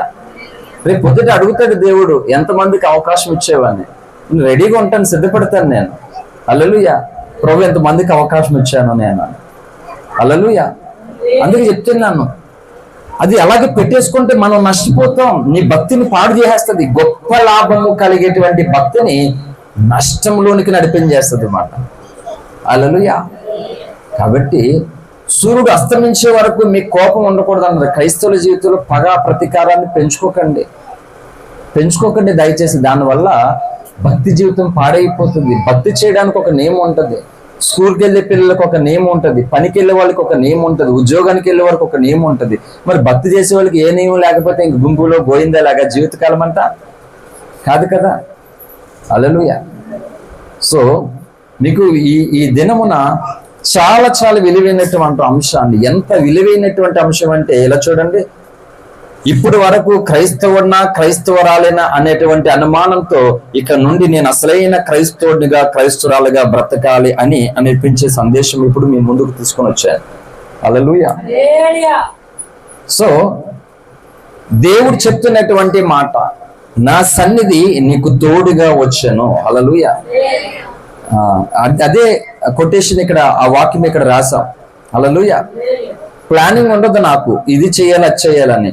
మోకళ్ళు వేస్తాను, ప్రభుకు అప్పగిస్తాను, చూస్తాను రకరకాలుగా తిరుగుతుంటే, రంగుల రత్నంలా తిరుగుతుంటే, ప్రభువా నా వల్ల కావట్లేదు, సెలెక్ట్ చేసుకోవడం నా వల్ల కాదు ప్రభువా, ప్లీజ్ హెల్ప్ మీ ఫాదర్, నువ్వే సహాయం చేయనని ప్రభుకు అప్పచెప్తాను. ఈ మధు పెళ్లి కొడుకుని చేస్తున్న సమయంలో భయంకరంగా ఈ రెస్ట్ లేదు, ఈ అయిపోయింది, ఆ పేర్లు రాపించాలి, ఈ కొటేషన్ వేయాలి, వచ్చేసారు, అక్కడికి వెళ్ళాలి, చాలా ఇబ్బందికరంగా ఉన్నది, ఏం చేయాలో తెలుసులే. అంత గలిబిలి వాతావరణంలో దేవుడు చూపిస్తే టక్మని మొత్తం ఈ సింబల్ బయట ఉన్నటువంటి అన్ని కూడా అప్పటికప్పుడు అంటే బిజీగా మాట్లాడుతున్నా సరే నా మనసు అంతా మోకాళ్ళు వేస్తూ ప్రభు చుట్టూ తిరుగుతూ ఉంటది అన్నమాట. ఈ పనుల చుట్టూ ఎలా తిరుగుతానో నా మనసు దేవుని చుట్టూ ఎలా తిరుగుతూ ఉంటది. హల్లెలూయా. నిన్న మొత్తం ఉదయం నుంచి నాకు రెస్ట్ లేదు, మొత్తానికి తిరుగుతూ ఉన్నాను, ప్రయాణం చేస్తున్నాను. రాత్రి ఇంటికి వచ్చేసరికి 11:30 అయింది. చెన్నై నుంచి ఒకరు వస్తే వాళ్ళని కలవడానికి, వైజాగ్ నుంచి వచ్చిన వాళ్ళని ఈవినింగ్ వెళ్ళి కలిశాను. లేట్ అయిపోయింది, అలసిపోయాను, భయంకరంగా నిద్ర వచ్చేస్తుంది, నిద్ర లేదు. పడుకుంటే పాశ్రమంగా లేపి గ్రూప్ అంటున్నారు 1 గంటకి. మళ్ళీ అక్కడ 1 గంటకి గ్రూప్ లో తీసుకెళ్ళాను నైట్. ఏం గ్రూపులు రా బాబు. హల్లెలూయా. అంటే లోకంలో ఉన్నటువంటి నియమముల కొరకు అర్ధరాత్రి కుల వస్తుందంటే లేచి పట్టుకుంటాం, అర్ధరాత్రి చేయాలంటే లేచి చేస్తాం. కానీ దేవుని సన్నిధిలో మాత్రం మనం ఏం చేస్తున్నాం అంటే వాయిదాలు వేసేసుకుంటున్నాం ప్రతిదేని. అర్థం చేసుకుని అంతా జగత్తుత్పత్తి మొదలుకొని సృష్టించబడిన ప్రతి వస్తువును ఆలోచించడం వలన దేవుని గూర్చినటువంటి జ్ఞానము మనకు అర్థమవుతుందంట. ఇంకో విషయం చెప్పిన, ప్రతి క్షణము ప్రతి దినం దేవునితో మాట్లాడుతున్నారు. అందుకే ప్రకటన గ్రంథములో 7 సంఘాలతో ప్రభు మాట్లాడుతూ అన్నాడు, ఆత్మ సంఘములతో చెప్పుచున్నటువంటి మాట వినుగాక, చెవులు లేనివాడు వినడు మాట. భౌతిక సంబంధమైన చెవిటి ఉన్నది. నేను చెప్తున్నాను, భౌతిక సంబంధంగా ఏమేమైతే రోగాలు ఉన్నావో అవన్నీ ఆత్మ సంబంధంగా ఉన్నాయి. నేను ఒకసారి లేవికాండలోంచి ఒక వాక్యం చెప్పాను. మరగుజ్జు గలవాడు, కంటిలో పువ్వు కలిగిన వాడు, గూనువాడు, గుజ్జువాడు, పొట్టివాడు, చాలా ఊచ చేతి గలవాడు, ఒక ప్రసంగం చేశాను, కోలంకలు చేశాను, ఇక్కడ చేశాను, లైవ్ లో ఉన్నాయి వినండి. భౌతిక సంబంధమైనటువంటి ప్రతిదీ కూడా ఆత్మ సంబంధంగా ఉన్నాయని భౌతిక సంబంధంగా పెట్టాడు దేవుడు. హల్లెలూయా. దేవుణ్ణి సరిగ్గా అర్థం చేసుకోకపోతే చాలా అన్యాయస్తుడిగా కనబడతాడు లోకానికి. అందుకని దేవుణ్ణి గూర్చి చదవడం అంత ఈజీ కాదండి, అసలు అంత ఈజీ కాదు. 20 సంవత్సరాలు చదువుకున్నా, నా ఉన్న వయసులోనే 20 సంవత్సరాలు చదువుకున్నాను నేను. అయిపోయిందా చదువు? 20 సంవత్సరాలు చదివితే ఇంకా బోల్డ్ ఉంది చదువుకోవాల్సింది. ప్రపంచం ఎవరికి అందనంత చదువు అంబేద్కర్ గారు చదువు చూపించారు. హల్లెలూయా. అయినా ఇంకా ఉన్నది, అయిపోలేదు. అలాగే భక్తి జీవితంలో రక్షణ పొంది ఎన్ని సంవత్సరాలు అయిపోయింది, ఇన్ని పాటలు వచ్చు, ఇన్ని కంఠస్థ వాక్యాలు వచ్చు, అవి కాదు ఇంపార్టెంట్. ఎన్ని నేర్చుకున్నాం అనేది కాదు ఇంపార్టెంట్. హల్లెలూయా. నువ్వు ఎంత దేవుని మనసును నువ్వు కలిగి ఉన్నావు, ఎంత దేవుని మనసు ఇతరులకు రావడం కొరకు నువ్వు ప్రయాసపడుతున్నావు, ఇది మోస్ట్ ఇంపార్టెంట్. హల్లెలూయా. కనుక చాలా జాగ్రత్తగా విందాం. ఎంత సమయం పడుతుందో తెలియదు, సెకండ్ మెసేజ్ మేబీ ఉండకపోవచ్చు, ఇబ్బంది పడవద్దు. కానీ అంటే కంగరగా ఏదో చెప్పుకుని వెళ్ళిపోవచ్చు. నా శైలి ఏంటంటే, ఎందుకంటే నేను నేర్చుకునేటువంటి విధానంలో చాలా భయంకరమైన డిస్టర్బెన్స్లో కళ్ళు మంటలు వచ్చేస్తూ చీకడైపోతూ, భయంకరంగా బ్లడ్ మోషన్స్ అయిపోతూ, బ్యాక్ పెయిన్ వచ్చేసి, కడుపులో నొప్పి వచ్చేసి, భయంకరంగా హెడేక్ వచ్చేసి, అటువంటి భయంకరమైన పరిస్థితుల్లో దేవుని వాక్యం చాలా జాగ్రత్తగా ఎంత జాగ్రత్త అంటే ఆ వాక్యం వింటూ ప్రాణాన్ని వదిలేసుకుంటా, అంత జాగ్రత్తగా విన్నాను నేను. అందుకని నా ఎదుటి ఉన్న ప్రతి ఒక్కరు కూడా అంటే స్పీడ్గా చెప్తాను టైం సేవ్ చేసుకోవడానికి, కానీ చాలా జాగ్రత్తగానే అరటిపండు ఇలా ఒలుచుకోవాలి, ఇలా తినాలని చెప్పినట్లుగా చెప్తాను అనమాట. హల్లెలూయా. సో దేవుని సన్నిధి అంటే ఏంటి? మూలవాక్యంలో అన్నాను. హల్లెలూయా. నా సన్నిధి తోడుగా వచ్చును అన్నాడు దేవుడు. ఎలా వస్తుంది దేవుని సన్నిధి తోడు? దేవుని సన్నిధి అంటే ఏంటో రాసుకునే అనుభవం ఉంటే ఇంకా మంచిది. అదే మీకు బైబుల్ సిలబస్ మాట. మీకు బైబుల్ కాలేజీకి వెళ్ళలేకుండానే రాసుకుంటూ ఉంటే అదొక డైరీ లాగా మూలవాక్యంతో పాటు ఎక్కడ టేకఫ్ అవుతుందో ఎక్కడ ల్యాండింగ్. కొంతమంది మూలవాక్యం ఎత్తుకుంటారు, మూలం విసిరేస్తారు. దానికి ఏ మాత్రం న్యాయం జరగదు, దరిదాపులో కూడా రారన్నమాట. అటు నుంచి అటు వెళ్ళిపోతారు. హల్లెలూయా. టేకఫ్ అవ్వడం మళ్ళీ ల్యాండింగ్ అవ్వడం, మధ్య మధ్యలో ఎక్కడ పడితే అక్కడ తిరిగడం కాదు. ఒక ప్రయాణం, ఒక నిర్దిష్టత మార్గం అనేది ఉంటుంది, దాంట్లోనే తిరగాలి. హల్లెలూయా. సో దేవుని సన్నిధి, దేవుడు మాట్లాడడం రెండు ఒకటేనా కాదా? ఫాలో అవుతున్నారా? వింటున్నారా? నిద్ర వస్తుందా? హల్లెలూయా. అందుకని ఒకటో తర్వాత పాఠం కంప్లీట్ చేయడానికి 1 సంవత్సరం చదవాలి పిల్లలు. అవునా? అలా ఏ తరగతి పాఠం కంప్లీట్ చేయడానికి ఒక్కొక్క సంవత్సరం చదవాలి. అలా ఎన్ని తరగతుల పాటలు కంప్లీట్ చేయాలంటే అన్ని సంవత్సరాలు చదవాలి. మరి ఒక్క రోజు అయితే సరిపోతుందా చదువు? బైబిల్ సరిపోద్దండి? అందుకే చెప్పాను కదా దాదాపు 2 months బ్యాక్, ఏమని భక్తి ఎలా చేయాలి అని మొదటి కీర్తన 1వ వచనం 2వ వచనంలో యెహోవా వాక్యం ఏం చేయాలట? దివారాత్రములు ధ్యానించువాడు ధన్యుడు అట. చదువు ఎలా నేర్చుకోవాలంటే దివారాత్రులు, ఆదివారం ఒకరోజు కాదు, దివారాత్రులు. హల్లెలూయా. అంత నేర్చుకున్నా గానీ ఇంకా ఎన్నో సంగతులు నాకు కనబట్టలేదు అన్నాడు దావీదు భక్తుడు 119వ కీర్తన 18లో. అంత చదివి నాకు ఇంకా నేర్చుకోలేదు, ఇంకా తెలియట్లేదు అన్నట్టు చూసుకోండి. మనం ఏమీ నేర్చుకోకుండా అన్ని తెలిసిపోయాయి అనుకుంటున్నాం. చాలా మనం చిన్న పిల్లలు, మనం పెద్ద పెద్ద మాటలు మాట్లాడేసుకుంటాం అంతే. హల్లెలూయా. కొంతమంది పెళ్ళవగానే ఎంత బాధ్యతలు వచ్చేస్తాయో. చిన్న చిన్న పిల్లలు పెళ్ళవగానే వాళ్ళు మాట్లాడుకుంటే వింటారు. నీకు ఇంటిగా జడేసుకోవడం రాదు, ఇప్పుడు ఎంత పెద్ద మాటలు నేర్చేసుకున్నావు అని అటకారం ఆడతాడు కొంతమందిని. హల్లెలూయా. సో దేవుడు మనతో మాట్లాడాలనుకుంటున్నప్పుడు నీకు నచ్చినట్లుగా నువ్వు మాట్లాడమంటే మాట్లాడడు. ఇంగ్లీష్లో ఇండైరెక్ట్ స్పీచ్ ఒకటి, డైరెక్ట్ స్పీచ్ ఒకటి ఉంది. ఒక ప్యాసేజ్ ఇస్తాడు 8th క్లాస్ నుండి ఒక ప్యాసేజ్ ఇస్తాడు అన్నమాట. అక్కడ పారాగ్రాఫ్ ఇస్తాడు, అది ఇండైరెక్ట్ స్పీచ్ లో ఉంటది అన్నమాట. దాన్ని డైరెక్ట్ స్పీచ్ లో మార్చమని ఉంటది ఇంగ్లీష్ లో. అలా దేవుడు ఏం చేస్తాడు తెలుసా? మనతోటి ప్రతి దినము ప్రత్యక్షాన్ని ఇండైరెక్ట్ గా మాట్లాడుతూ ఉంటాడు దేవుడు. ఫస్ట్ ఆఫ్ ఆల్ ఇది అందరూ గుర్తించుకోవాలి. ఇండైరెక్ట్ గా మాట్లాడుతున్నటువంటి మాటను నువ్వు జ్ఞాన వివేకము కలిగినటువంటి ఆత్మతో గ్రహించగలిగితే నువ్వు అప్పుడు డైరెక్ట్ గా ఆయన స్వరాన్ని వినే అవకాశం ఉంటుంది అన్నమాట. హల్లెలూయా. ఇప్పుడు ఇండైరెక్ట్ గా మీకు ఇంకా సింప్లిఫై చేయనా? ఇప్పుడు నేను మాట్లాడుతున్నాను, ఎవరు మాట్లాడుతున్నారు? ఇండైరెక్ట్ గా దేవుడు మాట్లాడుతున్నాడు.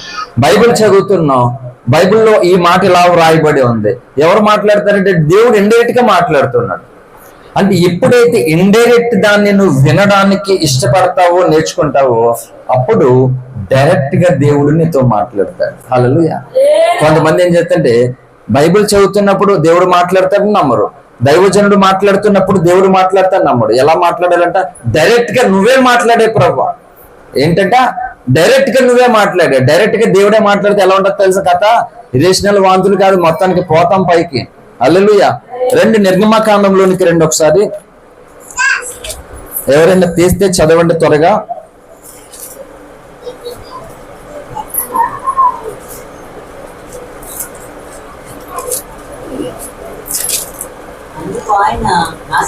అది కాదు నేను చెప్పేది, దేవుడు మాట్లాడితే ఎలా ఉంటుందో అది చెప్తున్నాను. మోషేతో నీతో నేను దేవుడు మాట్లాడతాడా? మాతో మాట్లాడంటే మోషే వెళ్ళి ప్రభువా వాళ్ళు మాట్లాడాలట నీతోటి అని చెప్పినప్పుడు చూడండి,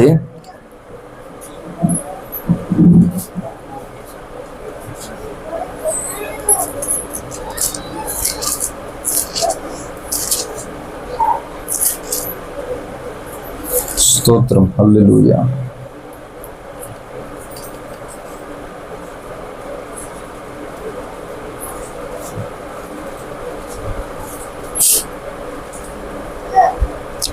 ఇరవై అధ్యాయం నిర్గమకాండము 18వ వచనం.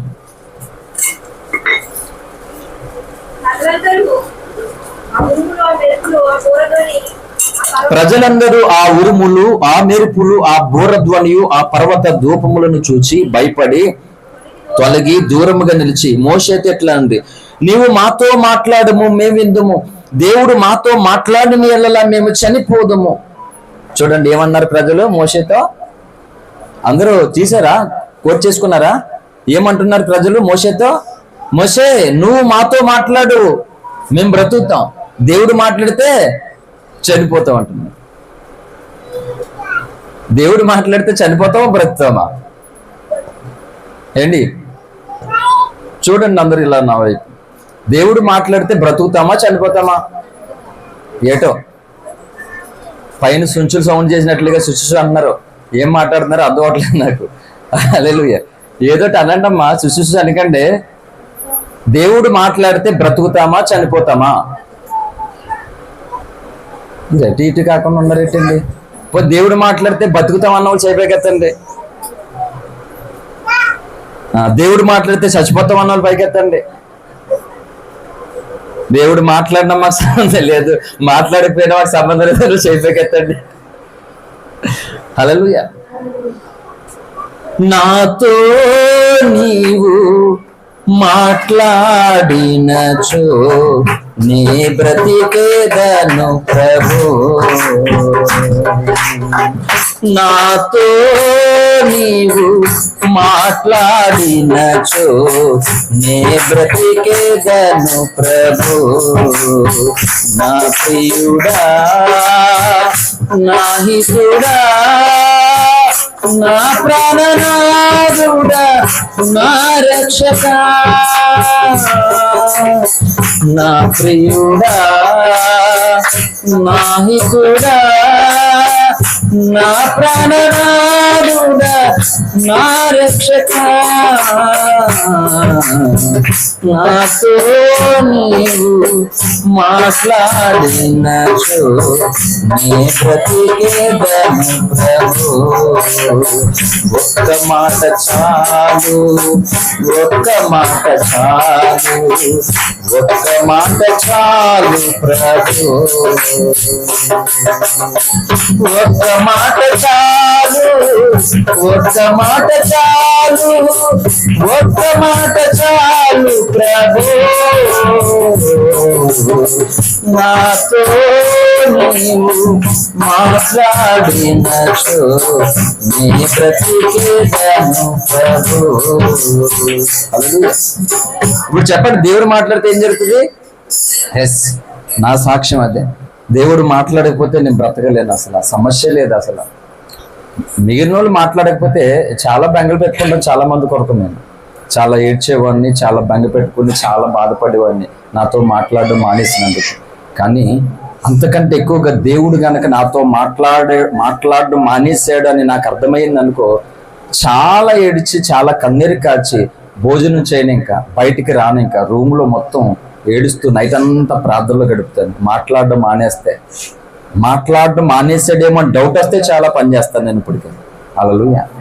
కానీ బైబిల్ ఏం చెప్పింది మరి ఇక్కడ? నా సాక్ష్యం నీ సాక్ష్యం పక్కనే పెడదాం. ఇశ్రాయేలీలు ఏమంటున్నారు? మోషే నువ్వు మాట్లాడితే బ్రతుకుతాం, దేవుడు మాట్లాడితే చచ్చిపోతాం అంటున్నారు. ఇప్పుడు రైటా రాంగ్ ఇది? నిజంగా చూడండి, బైబిల్లో సత్యం ఉంది, బైబిల్లో సంపూర్ణ సత్యం సర్వసత్యం ఉంది. ఇప్పుడు ప్రపంచవ్యాప్తంగా ఉన్నటువంటి క్రైస్తవులు సత్యాన్ని తెలుసుకున్నారు కానీ సర్వసత్యాన్ని తెలుసుకోలేదు కనుక ఈ విభేదాలు జరుగుతున్నాయి. నువ్వు పెద్ద కాదు, నువ్వు పెద్ద కాదని ఎందుకు జరుగుతుంటే సత్యం దగ్గర ఆగిపోయారు అందరూ, సర్వసత్యం దగ్గరికి రాలే. ఇప్పుడు దేవుడు మాట్లాడితే చచ్చిపోతాం బ్రతాం అని క్వశ్చన్ వేస్తే కొంతమంది అలా, కొంతమంది ఇలా అన్నారు. నేను చెప్తాను, సర్వసత్యం ఏంటంటే దేవుడు మాట్లాడితే చచ్చిపోతాం రైటే, దేవుడు మాట్లాడితే బ్రతుకుతాము రైటే. హల్లెలూయా. రెండు రైటే. ఎలా రైట్ అయ్యి ఎలా ఒప్పుకుంటాం చెప్పనా? ఎలాగానో చాలా మంది నన్ను ప్రేమించి ఏం చేస్తారంటే ఫోర్స్ చేసి వేసుకొని ఫోర్స్ చేస్తారన్నమాట. వాళ్ళ ప్రేమతో వేసుకున్నాను అనుకో, ఏమో తెలుసా, విదేశాలు వాంతులు అవుతాయి నాకు. ఇప్పుడు పర్వాలేదు, దేవుని కృప పెట్టి ఆ ప్రాబ్లం పోయింది. ఒక ముద్ద బలవంతంగా అవతల ఒక గరిటె వేసినందుకు అన్నంలో బోల్డ్ రక్తాన్ని పోగొట్టుకుంటున్నా రోజు నేను. తెలియదు వాళ్ళకి తెలిసింది ఏంటంటే ఒక్క ముద్ద. అదే చెప్తున్నాను, తినవలసినంత తింటే సత్యం బ్రతుకుతాం, తినవలసిన దానికంటే ఎక్కువ తింటే చచ్చిపోతాం. ఇది సర్వసత్యం. అర్థమైందా? క్లియరా? మాట్లాడండి ఏదో ఒకటి. అయ్యో ఇంత దారుణం. హల్లెలూయా. నేనేమన్నా మీరు ఓకెట్టినందుకు ఏమన్నా డబ్బులు తీసుకుంటానేంటి, ఓకెడితే ఏమన్నా లాక్కుంటాడేమన్నట్లుగా భయపడుతున్నారు. నేను మహా అడిగితే ఇస్తే రక ఒక్కదాన్ని అడుగుతాను. ఉందా ఇక్కడ? ఉందా? ఎవరిని అడగనంత తెగించి. హల్లెలూయా. ఎంత అడిగినా అదేమో ఇవ్వదు. ఇస్తానని ప్రేమ చూపడుతుంది, ఇయ్యదు. మాట సోపుకన్నా వేయదు. ఇంకా మిగతా తెగించి అడగలేను అందరినీ కూడా. ఎందుకంటే మా అక్క అంటే నాకు అంత ఇష్టం మాట. అక్కలేదు నాకు ఎలాగైనా, తనే అక్క నాకు. హల్లెలూయా. అక్క నువ్వే నాకు అక్క, మరి తమ్ముడిని ఎంత బాగా చూసుకోవాలి చెప్పు. హల్లెలూయా. సో అర్థమైందా? దేవుడు మాట్లాడితే బ్రతుకుతామన్నది ఎంత వాస్తవమో ఎంత నిజమో, దేవుడు మాట్లాడితే చచ్చిపోతాం అన్నది కూడా అంత వాస్తవము. ఒకడు అంటాడు తెక్కలోడు వచ్చి, ఏది దేవుడిని రమ్మని ఇక్కడికి వచ్చి మాట్లాడమని చెప్పు, ఈ అద్భుతం చేయమని నచ్చేయమని అంటాడు. చచ్చిపోతారా బయటికి, మామూలు కాదు అసలు. సూర్యుడు ఎండాకాలంలోనే 40 డిగ్రీలు దాటి వచ్చాడంటే ఈ విమానం మూత అయిపోతుంది అన్నమాట. అలాంటిది దేవుడు రావాలంటే దగ్గరికి, దేవుడు కనబడాలంటే దేవుడు మాట్లాడాలట. హల్లెలూయా. భక్తుడైనటువంటి దానియేలు అంత్య దినాలలో జరగబోవు సంభవాల కోసం ఉపవాస ప్రార్థన చేస్తున్నాడు దానియేలు గ్రంథంలో. అదంత అర్థం కాదు చెప్పిన మెసేజ్ల్లో. నాకు తెలుసు, నేను కొన్ని సంగతులు చెప్తున్నప్పుడు అవతల వాళ్ళకి అర్థం కావన్న సంగతి కూడా నాకు అర్థం అవుతుంది, తెలుసు. అయినా కొన్నిసార్లు అవాయిడ్ చేసుకుంటూ వెళ్ళిపోతాం. అంటే ఆ పర్టికులర్ సబ్జెక్ట్ కోసం, ఆ కంటెంట్ కోసం మాట్లాడవలసి వస్తే ఇప్పుడు ఇంత ఎక్స్ప్లెయిన్ చేసినట్లుగా చేస్తాను అక్కడ. అది అవసరం లేనప్పుడు దానికోసం ప్రస్తావించి వెళ్ళిపోతాను. అలాగే ఇప్పుడు ఏంటంటే అంత్య దినాల్లో జరగబోతున్నటువంటి సంభవాల కోసం ఉపవాసం ఉండి ప్రార్థన చేస్తున్నప్పుడు 21 రోజు అయిపోతుంది దానియేలు ఉపవాసం ఉంటుండగా. అప్పుడు దేవదూతను పంపిస్తాడు దేవుడు ఒక వర్తమానం పంపించడానికి. దేవదూత దానియేలు దగ్గరకు వచ్చినప్పుడు దానియేలు పరిస్థితి ఎలా ఉందో తెలుసా? చచ్చిపోయిన వాళ్ళగా అయిపోయాడు దానియేలు. దానియేలు ఎంత ప్రార్థనాపరుడు. సింహాల బోన్లు వేసుకుంటాం ప్రార్థన కనుక చేస్తే అనే శాసనం అంటే, సింహాల బోన ప్రార్థన లేకపోతే నేను చచ్చిపోతాను, సింహాలు కాదురా నేను ఇది మానను అనుకున్నాడు. అంత ప్రార్థనాపరుడైన దానియేలు పరలోకంలో వచ్చిన దేవదూత వస్తే చచ్చిన వాడు అయిపోయాడు. మరి అటువంటిది దేవుడే వస్తే ఏమైపోతాం? చచ్చిపోమా? అందుకే దేవుడు, ఆయన పరిశుద్ధత వేరు, ఆయన మహిమ వేరు. అంత పరిశుద్ధుడైన దేవుడు, అంత మహిమ కలిగినటువంటి దేవుడు అలాగే మన దగ్గరకు వచ్చి మాట్లాడితే చచ్చిపోతాం మనం. అందుకని ఆయన ఎలా మాట్లాడతాడంటే అమ్మలాగా మాట్లాడతాడు. మన దగ్గరికి వచ్చి స్నేహితుల్లా మాట్లాడతారు. ఇంట్లో అందరికీ నాకు తెలిసి అమ్మ అంటే చాలా లోకువ, అవునా కదా? ఈ రోజుల్లో ఎంతమందికి అమ్మ అంటే భయం? కొంతమంది ఉంటారు అమ్మ పిచ్చోళ్ళు నాకులాగా. కానీ అమ్మని నిజంగా ప్రేమించోళ్ళు ఏం చేయాలంటే, అమ్మ తప్పు చేస్తే, అంటే అర్థం ఏంటంటే అమ్మ మాట్లాడే మాట రైట్ కానప్పుడు, అమ్మ తీసుకునే నిర్ణయం రైట్ కానప్పుడు దాన్ని కూడా కరప్షన్ చేయాలి నాకులాగా. మా అమ్మ ఎంత పిచ్చోడు నాకు, కానీ ప్రతి విషయంలో అమ్మ ఇది కట్ కాదు, ఇది కట్ కాదు, కట్ కాదు అని చెప్తాను. కొంతమంది అమ్మ అంటే పిచ్చే, ఏం చేయమంటే చేసేది, అదేమో అమ్మ ప్రేమ కాదు. ఒక మాట, రక్షణ లేదు, అమ్మ రక్షణ పొందావు నువ్వు. నీకు అమ్మ అంటే ఇష్టం కాబట్టి అమ్మ ఏం చేయమంటే చేసేస్తే ఆమె నరకానికి పోయినా పర్లేదా? మరి ఆమెను రక్షించుకోవడానికి నువ్వేం చేయాలి? ఇప్పుడు ఆమెను కరప్షన్ చేయాలి. ఇది అమ్మను రక్షించుకోవడం అంటే. ఈ రోజు అదే జరుగుతుంది. ఒకరంటే ఇష్టం, చచ్చేంత ఇష్టం, చాలా ఇష్టం. అందుకని ఏం చేస్తారంటే వీళ్ళు ఏం చేయమంటే చేయాలి, వీడు వాళ్ళకి కలిపిపోతారు అన్నమాట. అప్పుడు నాకు మిగతా వాళ్ళకి ఎక్కడ ప్రాబ్లం అవుతుంది అంటే ఇక్కడే ప్రాబ్లం అవుతుంది. ఎందుకంటే సామెతలు 8 చెప్పినట్లుగా స్నేహితుడు మేలు కోరి గాయాలు చేస్తాడట. ఎవరు స్నేహితుడు? స్నేహితుడు ఏం చేస్తాడంట? నిజమైన స్నేహితుడు కరప్షన్ చేస్తాడు. నిజమైన స్నేహము ఓడిపోనివ్వదు, చెడిపోనివ్వదు, పాడైపోనివ్వదు. ఏం చేస్తాడంటే గాయాలు చేసైనా మేలు చేస్తాడు నిజమైన స్నేహం. పగవాడంట లెక్కలేనని ముద్దులు పెట్టేస్తాడంటే నువ్వు నాశనమైనా పర్లేదు, వాడు నిన్ను దిద్దుడు, కరప్షన్ చేయడు. ఊరుకుంటారన్నమాట. మాకెందుకని. హల్లెలూయా. ప్రేమ కోసం, స్నేహం కోసం బోల్డ్ పాటలు, నేను రాసిన పాటలన్నీ కూడా దానికోసమే ఎక్కువ ఉంటాయి. ప్రేమ, స్నేహం అనేటువంటి పాటలు. హల్లెలూయా. కాబట్టి ప్రేమ ఉండాలి, కానీ ఆ ప్రేమ ఏంటంటే వాళ్ళు పాడైపోకూడదు, నువ్వు పాడైపోకూడదు. దేవునికి మన మీద ప్రేమ ఉంది. ఆ ప్రేమ కోసం ఆయన ఏం చేశాడు తెలుసా? మనల్ని పాడవకుండా, చెడిపోకుండా కాపాడడానికి ఎంతలా నిందలు మోస్తున్నాడు, ఎంతలా అవమానం మోస్తున్నాడు ఆయన. కాబట్టి టాపిక్ అవసరాన్ని బట్టి చెప్తున్నాను, గుర్తుపెట్టుకోండి. దేవుడిగా వచ్చి మనతో మాట్లాడితే మనం చచ్చిపోతాం. అంత జ్ఞానము, అంత పరిశుద్ధత లేదు మన దగ్గర. నేనుగా, నువ్వుగా, అందరూ మనం. అందుకని ఆయన తల్లిలాగా, తండ్రిలాగా, స్నేహితుల్లాగా, బంధువులాగా కలిసిపోయి మనతో మాట్లాడుతూ ఉంటాడు. బట్ ఇన్ని వర్గాలుగా హల్లెలూయా. అలా మాట్లాడుతున్నప్పుడు ఆ మాటను మనం గ్రహించాలి. దీన్ని ఇండైరెక్ట్ స్పీచ్ అని అంటుంది మాట. హల్లెలూయా. కనుక వీళ్ళు ఏమంటున్నారు, దేవుడు ఇగో ఇలా ఇలా చేయమన్నాడు మిమ్మల్ని ఇశ్రాయేలు జనులకు మోషే చెప్తే నువ్వు అక్కడే భక్తులు వచ్చావా, మేము కాదా, నీతోటే మాట్లాడతాడు దేవుడు, మాతో మాట్లాడ్డా అని మోషే మీద పగబెట్టారు. 250 మంది జనులందరూ గుమ్ముకూడి వీళ్ళొక్కరు కూడా కొరడా దెబ్బలతో కొడుతుంటే ఒక్కడు కన్నెత్తి మాట్లాడలే. ఈపి విమానం మూత ఎక్కిపోతుంటే ఊపిరి బయటికి ఒక్కడు రానేలే, నొప్పి అనలేదు, బాబు అనలేదు ఒక్కడు కూడా. అంత సైలెంట్ లో పెట్టిన సెలల్లాగా ఉన్నటువంటి వ్యక్తులు వీళ్ళు బానిసత్వంలోంచి మోసే వీళ్ళు విడిపించి తీసుకెళ్తుంటే వీళ్ళందరూ పోగవి, చూడండి వీడు ఒక్కడు లీడర్ అంట, వీడు నాయకుడట, వీడేం చెప్తే అదే మనం చేయాలట అని ఒక్కొక్కరు పోగయ్యి తిరుగుబడి చేసే. ప్రభువా నేను మాట్లాడితే వాళ్ళు వినరంట, నువ్వే మాట్లాడాలంట అని చెప్పాడు మోషే దేవునికి.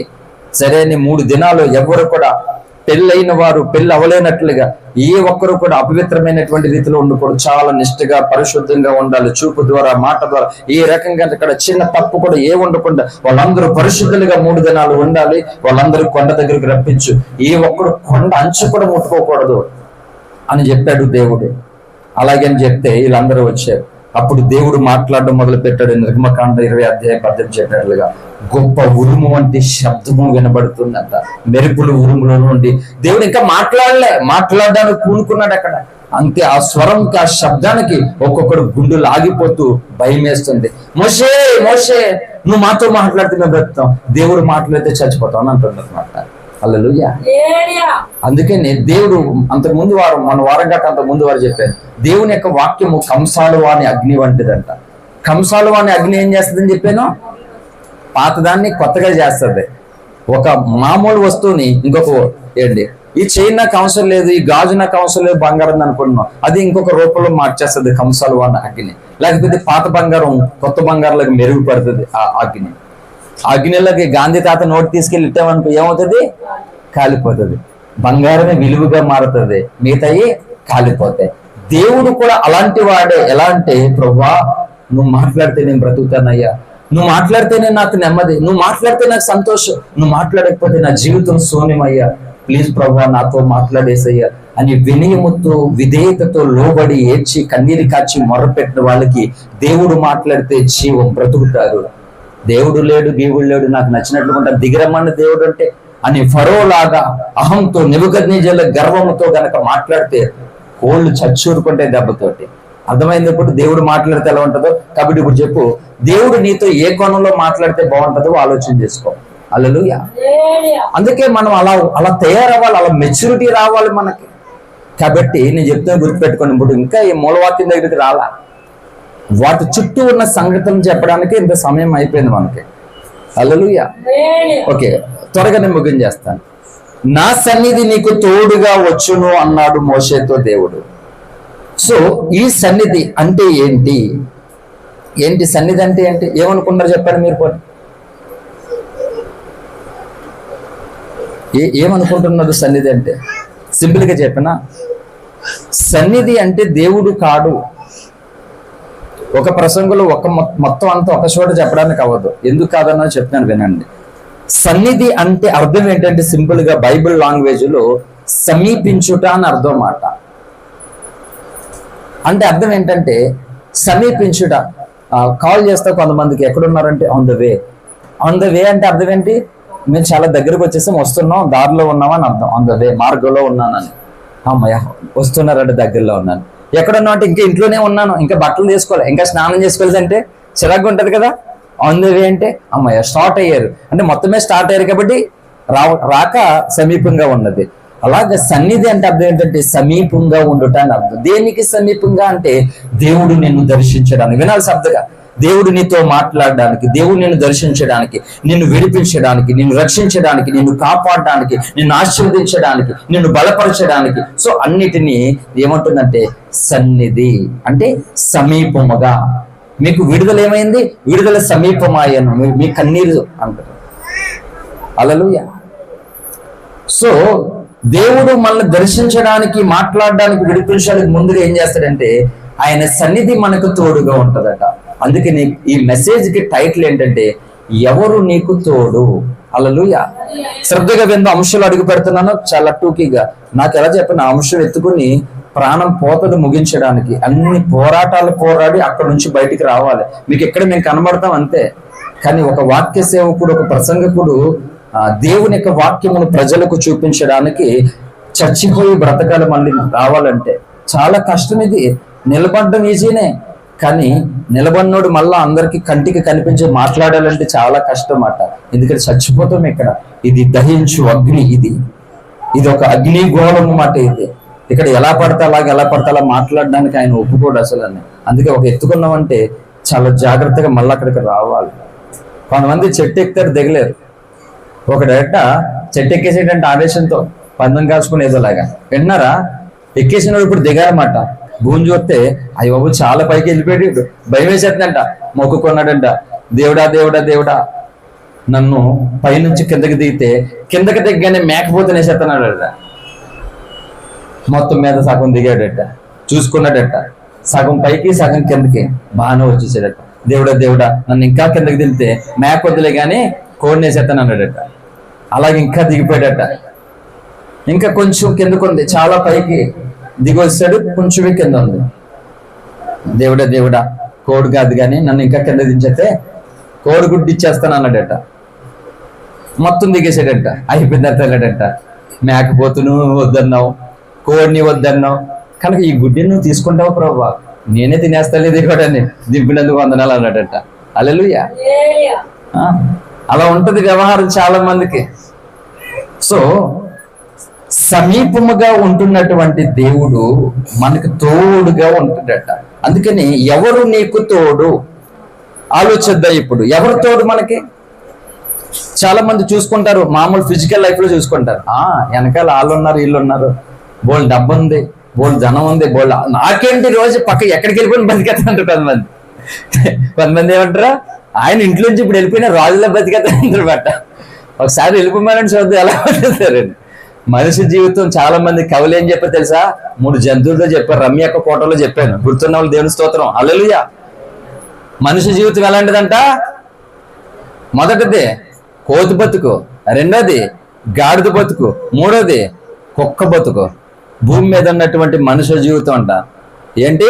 కోతి, గాడిద, కుక్క. ఎక్స్ప్లెయిన్ చేయనా వద్దా? హల్లెలూయా. మీరు చేసేసుకుంటారా? వాళ్ళు ఎంతమంది తెలుసు? తెలియని వాళ్ళకి బయట చెప్పండి వాళ్ళకి. హల్లెలూయా. నాకు టైం సేవ్ అవుతుంది. కోతి అంటే ఏంటంటే యవన కాలంలో ఉన్నాం, సరైన వయసులో ఉన్నాం, ఎవరి మాట విన్నాం మనం అసలు. ఏది మంచో ఏది రైటో ఆలోచించడానికి కూడా రవ్వంత అవకాశమో, ఏది అనిపిస్తే చేసుకుని వెళ్ళిపోతావు కోతిలాగా. కోతి చెట్టేకి ఒక కొమ్మ మీద ఉంటుంది, అలాగా ఉంటుందా? అది ఏ కొమ్మ మీద ఉంటుందో దానికి తెలియదు. కొమ్మలు ఉండవేమో కానీ అన్ని తిరిగేస్తుంది అది. దాన్ని కోతి బతుకు అంటారు అన్నమాట. రెండోది గాడిద బతుకు. కోతి బతుకు అంటే పెళ్లి కాకముందు ఉన్న బ్రతుకు కోతి బతుకు, ఎలాగైనా తిరిగే చూరు మీద. పెళ్ళి అయిన తర్వాత గాడిద బతుకు అంటే గాడిద ఏం చేస్తుంది? గాడిద అన్న తిట్టుకోకండి, తిడతలేదు, నేను ఎవరిని తిట్టను అసలు. హల్లెలూయా. మెచ్చుకోకండి, అసలు తిట్టను నేను ఎవరిని. తిట్టాలంటే బైబిల్కి బయటకు వచ్చి తిడతాను నేను, ఆ సత్తా ఉంటది నాకు. బైబిల్ అడ్డం పెట్టుకొని తిట్టే వాళ్ళందరూ చెత్తనాయాల్లో. హల్లెలూయా. వాళ్ళకి మామూలుగా తిట్టరు రాక బైబిల్ అడ్డం పెట్టుకొని తిడతారు వాళ్ళు. బైబిల్ పక్కన పెట్టుకొని రావాలి పందానికి. హల్లెలూయా. సో గాడిదని ఎందుకన్నా అంటే గాడిద బరువులు మోస్తుంది అన్నమాట. దట్స్ మీన్ పెళ్లి తర్వాత కొన్ని బాధ్యతలు వస్తాయి. ఇప్పుడు ఎలా పడతాలో తిరగడానికి కోతులేగా అవ్వదు, బాధ్యతలు మోసే గాడిద అవ్వాలన్నమాట. కొన్ని కట్టుబాట్లు ఉంటాయి గాడిద బతుకు. మూడోది ఏంటి? కుక్క బతుకు అంటే వృద్ధాప్యం. గాడిదలాగా బాధ్యతలు ఉండవు, కోతులకి ఎక్కడ పడితే అక్కడ తిరగడానికి అవ్వదు, కుక్కలాగా నోరు మూసుకుని పెట్టిన చోట ఉండాలి. హల్లెలూయా. సో ఎవరు నీకు తోడు అంటే బాల్యములో పాలు విడిచే ప్రాయం వరకు అమ్మ తోడు మనకి. పాలు విడిచిన తర్వాత బాల్యం అంతా నాన్న తోడు మనకి. బాల్యం అయిన తర్వాత ఎప్పుడైతే మన టీనేజ్ లోనికి యవనస్తులు అవుతామో స్నేహితులు తోడవుతారు. తర్వాత వివాహమైన తర్వాత భార్య తోడవుతుంది. వృద్ధాప్యలోకి వెళ్ళిపోయిన తర్వాత చేతి కర్ర తోడవుతుంది. ఎక్కడ స్టాండ్ స్థిరత్వం లేదు, కాన్స్టెంట్ ఎక్కడ కూడా లేదు. హల్లెలూయా. అంటే మన పుట్టినది మొదలుకుని చచ్చిపోయే వరకు మన తోడు మారిపోతూ ఉన్నది, కానీ నువ్వు పుట్టినది మొదలుకుని మరణించే వరకు ఏకరీతిగా ఉన్నటువంటి తోడు జీసస్ క్రైస్ట్. హల్లెలూయా. యేసే తోడు. నీవు నా తోడు ఉన్నావయ్యా, నాకు దిగులే యేసయ్యా, నీవు నా తోడు ఉన్నావయ్యా, నాకు భయమేలా నా యేసయ్యా, నీవు నాలోనే ఉన్నావయ్యా, నాకు దిగులేలా నా మెస్సయ్యా, నాకు భయమేలా, నాకు దిగులేలా, నాకు చింతేలా, నాకు భీతేలా, నాకు భయమేలా, నాకు దిగులేలా, నాకు చింతేలా, నాకు భీతేలా, నీవు నా తోడు ఉన్నావయ్యా, నాకు భయమేలా నా యేసయ్యా. కష్టములో నష్టములో నా తోడు ఉన్నావు, వేదనలో ఆ వేదనలో నా చెంత ఉన్నావు, కష్టములో నష్టములో నా తోడు ఉన్నావు, వేదనలో ఆ వేదనలో నా చెంత ఉన్నావు, అడిగిన వారికి ఇచ్చేవాడవు, వెదిగిన వారికి దొరికేవాడవు,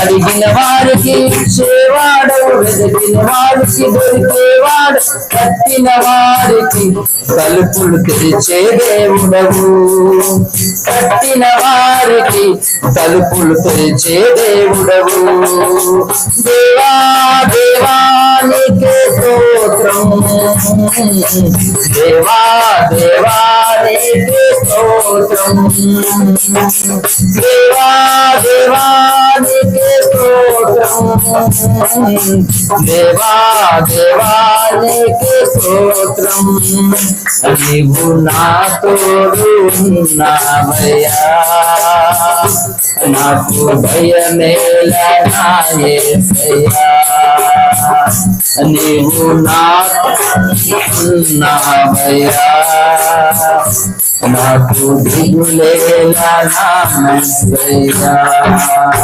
హల్లెలూయా. ఇప్పుడు వరకు మానవ జీవితంలో గాని క్రైస్తవ జీవితంలో ఏంటంటే స్థిరమైన దానిని కోరుకోవడం లేదు మనుషులు. స్థిరమైన ప్రేమ గాని, స్థిరమైన స్నేహం గాని, స్థిరమైనటువంటి బంధుత్వము గాని ఏది కోరుకోవడం. అస్థిరమైనటువంటిది అంటే ఎలా వస్తుంది? అస్థిరమైన అంటే నచ్చినంతసేపే. హల్లెలూయా. కనుక ఈరోజు బంధాలు కూడా ఎందుకు చెడిపోతున్నాయి, ఎందుకు పాడవుతున్నాయి అంటే నా మాటే నెగ్గాలి అని పాడైపోతే ఎలాగా ఉపయోగం లేదు. ఇంకొకరిని నెగ్గించడానికి ప్రయత్నం చేయండి, చూద్దాం ఎంత బాగుంటుందో. హల్లెలూయా. రండి, నిన్ను నువ్వు నెగ్గించుకోవడమే కాక నువ్వు ఇతరులను నెగ్గించడానికి కొంచెం కష్టపడి చూద్దాం, కొంత ప్రయాసపడు. ఇంకెంతసేపు ఒకటే బడి కాదండి, వాల్యూస్ లేవు ఈరోజు, సరైనటువంటి విలువలు లేవు. ఇప్పుడు విలువలు పాడైపోయినాయి. ఇప్పుడు అందుకే మానవ వ్యవస్థ అంతా చెడిపోయింది, విలువలు లేవు. ఏంటి ఎవడు చెప్పాడండి రాజకీయం చెత్త అనేది? రాజకీయం ఆ చెత్త? దానికంటే చెత్త ఎక్కడుంది? ఫస్ట్ ఆఫ్ ఆల్ కుటుంబంలో ఉంది అసలు చెత్త, రాజకీయంలో కాదు. అంటే అక్కడ వరకు ఎలాగెళ్ళిందంటే మొత్తం కుటుంబాలలో ఉన్నటువంటి చెత్త సమాజం నిండిపోయింది. ఈ సమాజంలో చెత్తే రాజకీయ పరంగా వచ్చింది. టోటల్గా అక్కడ ఏమి లేదు. విలువలు పోతున్నాయి ఈరోజు సమాజంలో, సంఘాలలో, కుటుంబాలలో మాట. అందుకని ఒకరి విలువను ఒకరు గుర్తించి ఒకరినొకరు గెలిపించడానికి భార్య భర్త గెలవాలని ప్రయాసపడండి. స్త్రీలారా, భర్త గెలవాలని కష్టపడండి, ప్రయాసపడండి. భర్త మాటను నెగ్గించడానికి కష్టపడండి.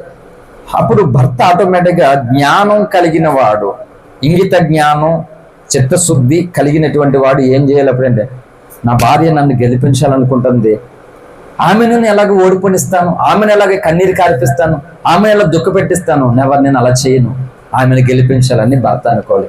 ఇప్పుడు ఇద్దరు తెలియకుండానే ఒకరినొకరు గెలిపించుకోవాలని ఆరాటపడితే ఇప్పుడు ఎలా ఉంటుంది చెప్పండి ఆ భార్య భర్తల జీవితం? మూడో వ్యక్తి అత్తు పుల్లడ్డానికి ఉంటుందా? చెప్పండి ఎలా ఉంటుంది? అదే చెప్తున్నా, సరైన విలువలు లేవు. నేను గెలవాలి, నా మాటే శాసనం. ఈ చెత్త సినిమాలన్నీ చూడటం మొదలెట్టి ఎవరి భర్తలు జోకులు చేస్తున్నారు. ఎవరి మాట కాదు అసలు, మనం అయి కాదు. హల్లెలూయా. కొన్ని చోట్ల మనం ఎలా ఉండాలంట? సూదులా ఉండాలంట. కత్తిరిలా ఉండకూడదు. కత్తిరికి సూదికి డిఫరెంట్ ఏంటి? కత్తిరి విడదీస్తుంది, సూదికి కలుపుతుంది. హల్లెలూయా. సో కొన్ని చోట్ల సూదిలా ఉండాలి, కొన్ని చోట్ల కత్తిరిలా ఉండాలి. అవసరం లేని దాన్ని కట్ చేయాలి, అవసరమైన దాన్ని కలపాలి. ఇలాగ కుటుంబ వ్యవస్థలో ఉండాలి, ఈ లాజిక్ ఉండాలి. హల్లెలూయా. ఏదో బైబిల్ పట్టేసుకుని భక్తి అంటే సరిపోదు. దేవునికి కుటుంబ విలువలను కాపాడుకోవాలి, సంఘ విలువలు కాపాడుకోవాలి, సమాజ విలువలను కాపాడాలి. ఇన్ని బాధ్యత కలిగిన వాడు అసలైనటువంటి దేవభక్తుడు అవుతాడు. ఏ బాధ్యతను కాపాడుకోలేనటువంటి వాడు పరలోక రాజ్యంలో బహుమానం పొందలేడు. అసలు దేవుడు ఒప్పుకోడు. అసలు ఈ ఫార్ములా ఫాలో అవ్వండి. భార్య భర్త గెలవాలని, భర్త భార్య గెలవాలని ఒకరి కష్టాన్ని ఒకరు అర్థం చేసుకుని ప్రయాసపడండి. ఎంత హ్యాపీగా ఉంటుందో. ఎవరికి వాళ్ళు యమునా తీరులాగా సంబంధం లేనట్లుగా ఉంటున్నారు. చాలా ఇబ్బందులు అవుతున్నాయి. అందుకని కుటుంబ వ్యవస్థను సాతానుడు టార్గెట్ చేసి పాడు చేస్తున్నాడు. ఎందుకంటే వచ్చిన ఈ పట్టింపులో నా మాట ఏం కాదు. అసలు వాళ్ళు గెలిపించడానికి చూడండి. వాళ్ళు గెలుపు కొరకు నువ్వు ఎంత ఆరాట పడుతున్నావు, కష్టపడుతున్నావు చూసి వాళ్ళు మారు మనసు వస్తుంది. మారు మనసు లేకపోతే దేవుడు చూసుకుంటాడు తర్వాత. ఒకటే నేను నేర్చుకున్నది క్రైస్తవ జీవితంలో, కలిసి ఉండాలని. హల్లెలూయా. వాళ్ళు మంచోళ్ళు కాదు రాని సరే, నేను మంచోడిని ఏంటి, నువ్వు మంచోడు ఏంటి, ఓకే. ఎవరు మంచోళ్ళు కాదు. మార్చుకునే వాళ్ళు మార్చుకుంటారు. మార్చుకోకపోతే దేవుడు పరలోకాన్ని ఎవరు తీసుకెళ్ళాడు కదా. చేపట్టుకోండి. ఒక ఊరు తీసుకెళ్తాం, చేపట్టుకోండి. అంతేగాని పరలోకానికి ఎవరు చేపెట్టుకొని తీసుకెళ్లారు. ఏసై పట్టుకోవాలి, మనం ఏసై చెయ్యి మనమే పట్టుకోవాలి. ఈ రెండు ఏ జరగపోయినా ఎవడు పరలోకానికి చేరడం. హల్లెలూయా. కాబట్టి దేవుని సన్నిధి తోడుగా వచ్చును అంట. చాలా ఇంపార్టెంట్ సందేశం. హల్లెలూయా. ఎలా వస్తుంది తోడు? సన్నిధి అంటే సమీపముగా ఉండటం. అంటే దేవుడు వస్తూ ఉన్నాడు మన దగ్గరికి. ఎలా వస్తాడు? దేవుడు డైరెక్ట్ గా వచ్చాడు. ఆయన సన్నిధిని మనకు కలగజేస్తాడంట. ఆ సన్నిధిని ఎవరైతే అనుభవిస్తారో, ఆ సన్నిధిని ఎవరైతే ఆనందిస్తారో వారికి దేవుడు తోడుగా ఉంటాడట. హల్లెలూయా. కాబట్టి మీకు అర్థం అవ్వాలి ఈ పాటికి. అంటే అర్థం ఏంటంటే, నీవు ఉన్న ప్రతి స్థితిలో, ప్రతి పరిస్థితుల్లో నువ్వు దేవుని దగ్గరికి వస్తున్నటువంటి దాంట్లో నువ్వు మొట్టమొదటిగా అనుభవించింది ఏం చెప్పినా, దేవుని స్వరము కాదు, దేవుని సన్నిధిని నువ్వు అనుభవించాలి. హల్లెలూయా. ఎలా ఉంటది సన్నిధి అంటే అది కూడా ఎక్స్ప్లెయిన్ చేస్తాను మీకు. చాలా సొమ్మసిల్లిపోయినటువంటి శరీరంతో, బలహీనతతో ఎండలో నుండి మనం ప్రయాణం చేసి వస్తున్నాం. అప్పుడు ఆటోమేటిక్గా ఒక మంచి చెట్టు, ఒక పెద్ద చెట్టు చక్కగా మనకు కనబడింది. ఇప్పుడు ఆ చెట్టు నీడకి వెళ్తాం కదా. ఆ చెట్టు నీడకి వెళ్ళగానే మనసు ఎలా ఉంటుంది చెప్పండి ఒకసారి. వెళ్ళారు ఎవరైనా అలాగా? వెళ్ళలేనట్టు చూస్తారు ఏంటమ్మా చెప్పండి. వెళ్తే వెళ్ళాము, లేకపోతే వెళ్ళలేదని తీసుకెళ్తాను అక్కడ రాతని. హల్లెలూయా. మంచి ఎండలో ఉన్నప్పుడు కారింగ్ మాట్లాడే చెట్ల దగ్గరికి వెళ్తారండి. అవునా? బాగా ఎండ తగులుతున్నటువంటి వేళలో చెట్టు నీడకి వెళ్తే ఎంత హ్యాపీగా ఉంటుంది చెప్పండి. అంటే చాలా ఉపశమనంగా, అమ్మయ్య ఎంత తృప్తి, ఎంత ఆనందం. లంకే నూకరాజాల చెరువుల్లో పెదవలసలో గానిస్ దగ్గర నాస్ పని చేసేటప్పుడు, ఇంటర్మీడియట్ కాలేజ్ చదువుతున్నప్పుడు మధ్యాహ్నం కాలేజ్ మాట, ఉదయం చెరువు పని తెల్లజామున వెళ్ళి 12 గంటలకి అయినా మాకు ఒక గంట పర్మిషన్ ఇచ్చేవాడు. లంకే నూకరాజు గారు నాకు మంచి స్నేహం ఉండేది. హల్లెలూయా. ఇప్పుడు నేను మాట్లాడతాడు ఆయన. చాలా గ్యాప్ వచ్చింది. సో మాకు ముందు పర్మిషన్ ఇచ్చాడు. మా పిన్ని, మా పాకలగడ పిన్ని కూతురు నేను ఎక్కడి నుంచి వెళ్ళేవాళ్ళు కాలేజ్కి. ఎలా వచ్చేవాళ్ళు అనుకున్న ఆ రూట్లో, ఆ ఏటుగొట్టు నుంచి, అటోపు నుంచి, అక్కడి నుంచి చెట్ల ఆకులు మా ముందు వేసుకునేది. భయంకరమైన ఎండ. చెట్ల ఆకులు మా ముందు వేసుకుని, ఆ అడుగులు వేసుకునే చెప్పులు లేవు మా దగ్గర. ఆకులు వేసుకుని ఆ ఆకుల మీద నడుచుకుంటూ వచ్చేవాళ్ళు అక్కడ నుండి. అదంతా ఇసుకదా, ఇప్పుడు ఏదో రోడ్డు ఇది అంతే సరిగ్గా అదంతా తువ్వ బాగా చాలా ఇబ్బందికరంగా ఉండేది. అక్కడ నుంచి పెదవసలు అటేపు నుంచి ఇలా నడుచుకుంటూ వచ్చేవాళ్ళు. ఈ పెద్ద ఆకులు, చెట్ల ఆకులు అవి ఎదరేసుకుని దాంట్ల మీద అలా నడుచుకుంటూ వచ్చేవాళ్ళు. కాలిపోయి బాగా. సో ఎండవేళలో చెట్టు నీడకి వెళ్ళినప్పుడు చాలా ఉపశమనం శరీరానికి కలుగుతుంది. అలాగా చూడండి, దేవుని సన్నిధి ఎలా అనిపించాలి అని అంటే, ఫిజికల్ గా మనం ఉన్న జీవితంలో ఎవరికి వాళ్ళ ఎంత పిండి అయితే అంత రొట్టె అన్నట్లుగా మనకున్న బాధ్యతలు బట్టి, స్త్రీ అయితే స్త్రీ, పురుషుడైతే పురుషుడు, సమాజంలో కుటుంబంలో ఉన్న పరిస్థితులు బట్టి ప్రాణం విసిగిపోతుంది. చాలా సమస్యలిపోతున్నాం. మన మాట ఒకటంటే 2 అవుతుంది. అక్కడ నోరు తెరిచి ఏది మాట్లాడినా రివర్స్ అయిపోతుంది అక్కడ. అంటే కొన్నిసార్లు ఏం మాట్లాడే నోరుకి అర్థం కావట్లా. ఇది మంచి మాట చెడ్డ మాట మాట్లాడే వాళ్ళకి తెలియట్లేదు. కాబట్టి చూసిరమంటే కాల్చి వచ్చినట్లుగా నోరుపితే అన్ని అలాంటి ప్రమాదాలు, ఇబ్బందులు కలుగుతున్నాయి. దీనివల్ల చాలా డిస్టర్బెన్స్లు, గలిబిలి వాతావరణంలో ఉంటాం. అంత భయంకరమైన పరిస్థితుల్లో నువ్వు దేవుని సన్నిధికి వచ్చావు, వాక్యం వింటున్నావు, ఏమి వెళ్తుంది లోపలికి? వెళ్ళదు అసలు. నేను ప్రత్యక్ష సాక్షిని. సాక్ష్యం అంటే అన్ని మేలు పొందేది కాదు. దేవుని దగ్గరికి వచ్చి కూడా రవ్వంతైన సన్నిధిని అనిపించకుండా, ఎంత వాక్యం వింటున్నా రవ్వంతైన వాక్యం లోపలికి వెళ్ళకుండా ఎలా వచ్చామో అలాగే వెళ్ళిపోయినటువంటి ఒక అజ్ఞానమైన సాక్ష్యం కూడా ఉన్నది. హల్లెలూయా. చాలా మంది రోజు అదే పని, ఎలా వచ్చారు ఇంటికని సేమ్ అలాగే వెళ్తారు. అలా వెళ్ళిన వాళ్ళందరూ నేను చెప్తున్నాను, వాళ్ళు చాలా ఘోరమైన నష్టపోతున్నారు వాళ్ళు. అందుకే క్రైస్తవ సమాజం నేర్చుకోవాలి ఈ సాక్ష్యాలు, ఈ ప్రసంగాలను బట్టి. నువ్వు ఎప్పుడు గుర్తుపెట్టుకో, ఎలా దేవుని సన్నిధికి వెళ్ళి, ఇంకా సన్నిధే కాదు, నీ ఇంట్లో నువ్వు ప్రార్థన చేసుకుంటావా, ఎలాగ ప్రార్థనా గదిలోకి వెళ్ళి అలాగే వచ్చేస్తే ఆ ప్రార్థన నీకు ఏ మాత్రము పరలోక రాజ్యానికి సంబంధించినటువంటి మేలు ఇవ్వలేదు. అర్థమవుతుందా? అందుకని చెప్తున్నాను, దేవుడు మాట్లాడక ముందు దేవుని సన్నిధిని నీకు అనుగ్రహిస్తాడు దేవుడు. హల్లెలూయా. భయంకరమైన ఎండవేళలో చల్లని గాలి నీడ తాకినట్లుగా దేవుని సన్నిధి భయంకరమైన ప్రతికూల పరిస్థితులలో నీకు చాలా నెమ్మది, ప్రశాంతత కలగజేస్తాడు.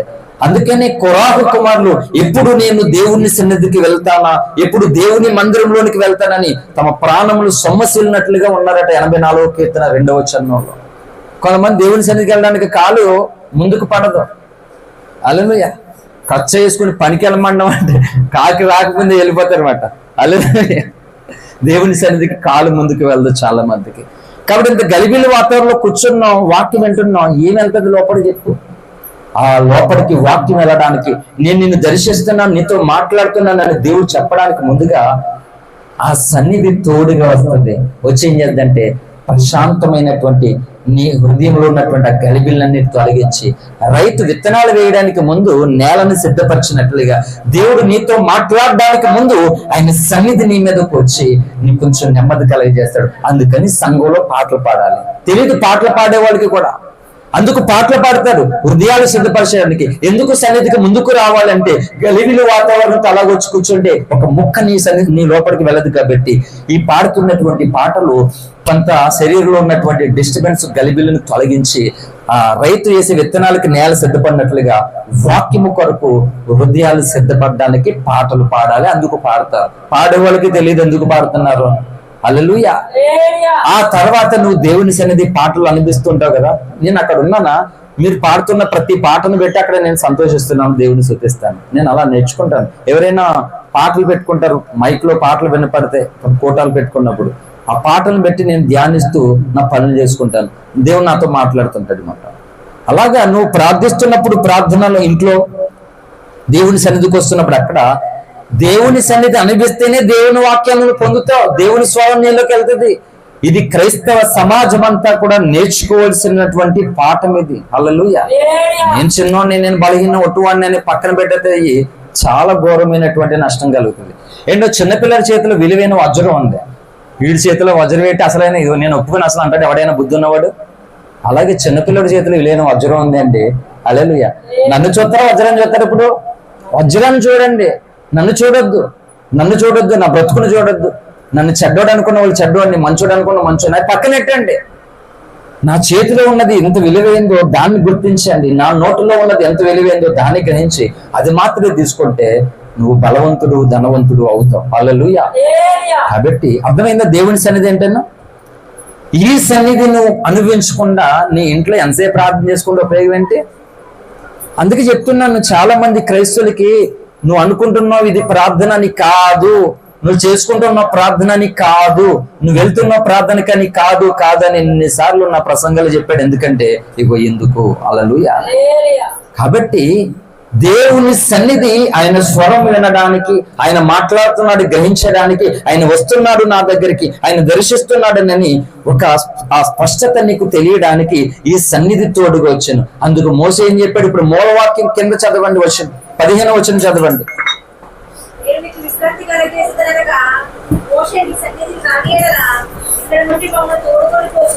చూడండి ఏమంటున్నాడు మోసే. మోసే ఏం మాట్లాడుతున్నాడు? నీ సన్నిధి మాతో రాని ఎడల ఇక్కడ నుండి మమ్మలను తోడుకొని పోవద్దట. హల్లెలూయా. చూడండి ఎంత యథార్థంగా ప్రార్థన చేస్తున్నాడు మోసే. అంటే వీళ్ళు బయలుదేరుతున్నారు, దేవుడు అంటున్నాడు ఈ పోరాటంలో, మోసే నా సన్నిధి నీకు తోడుగా వస్తుంది, భయపడకంటే. ప్రభువా నీ సన్నిధి మాతో రాకపోతే మమ్మల్ని ఇక్కడి నుంచి పంపించొద్దు ప్లీజ్ తండ్రి. పంపించొద్దు. ఎందుకంటే ఇలా చూడండి, దేవుని సన్నిధిని నువ్వు లేకుండా కుటుంబాన్ని నువ్వు నడిపించుకోలేవు. దేవుని సన్నిధిని నువ్వు అనుభవించకుండా నీ భక్తి జీవితాన్ని కట్టుకోలేవు. దేవుని సన్నిధిని నువ్వు పొందుకోలేకుండా నీ జీవితంలో ఏమీ సాధించలేవు. సాధించింది ఏదైనా అనుకుంటున్నావు, అదేది పరలోక రాజ్యానికి ఉపయోగపడదు. హల్లెలూయా. అర్థమవుతుందా? నువ్వు సాధించాను ఇక్కడ బాగానే ఉంది అనుకుంటున్నావేమో, కానీ ఒకవేళ అదేది కూడా నీకు పరలోక రాజ్యానికి ఉపయోగం ఏమీ లేదు. హల్లెలూయా. అందుకని దైవజనుడు ప్రవక్త తను రాసినటువంటి ఒక పాటలో ఒక చరణం చెప్పాడు. నీ సన్నిధి భాగ్యము కోల్పోతే నాయాత్మలోనే నిరుపేదనైతి. నీ సన్నిధి భాగ్యము కోల్పోతే నాయాత్మలోనే నిరుపేదనైతి. సకల ఐశ్వర్యములను మించునట్టి, సకల ఐశ్వర్యములను మించునట్టి నీ సన్నిధానము నాకీయుమయ్యా, నీ సన్నిధానము నాకీయుమయ్యా. కరుణామయుండా నా పూర్వస్థితి నాకు కలిగించరావా, కరుణించి మరలా బ్రతికించరావా. కరుణామయుండా,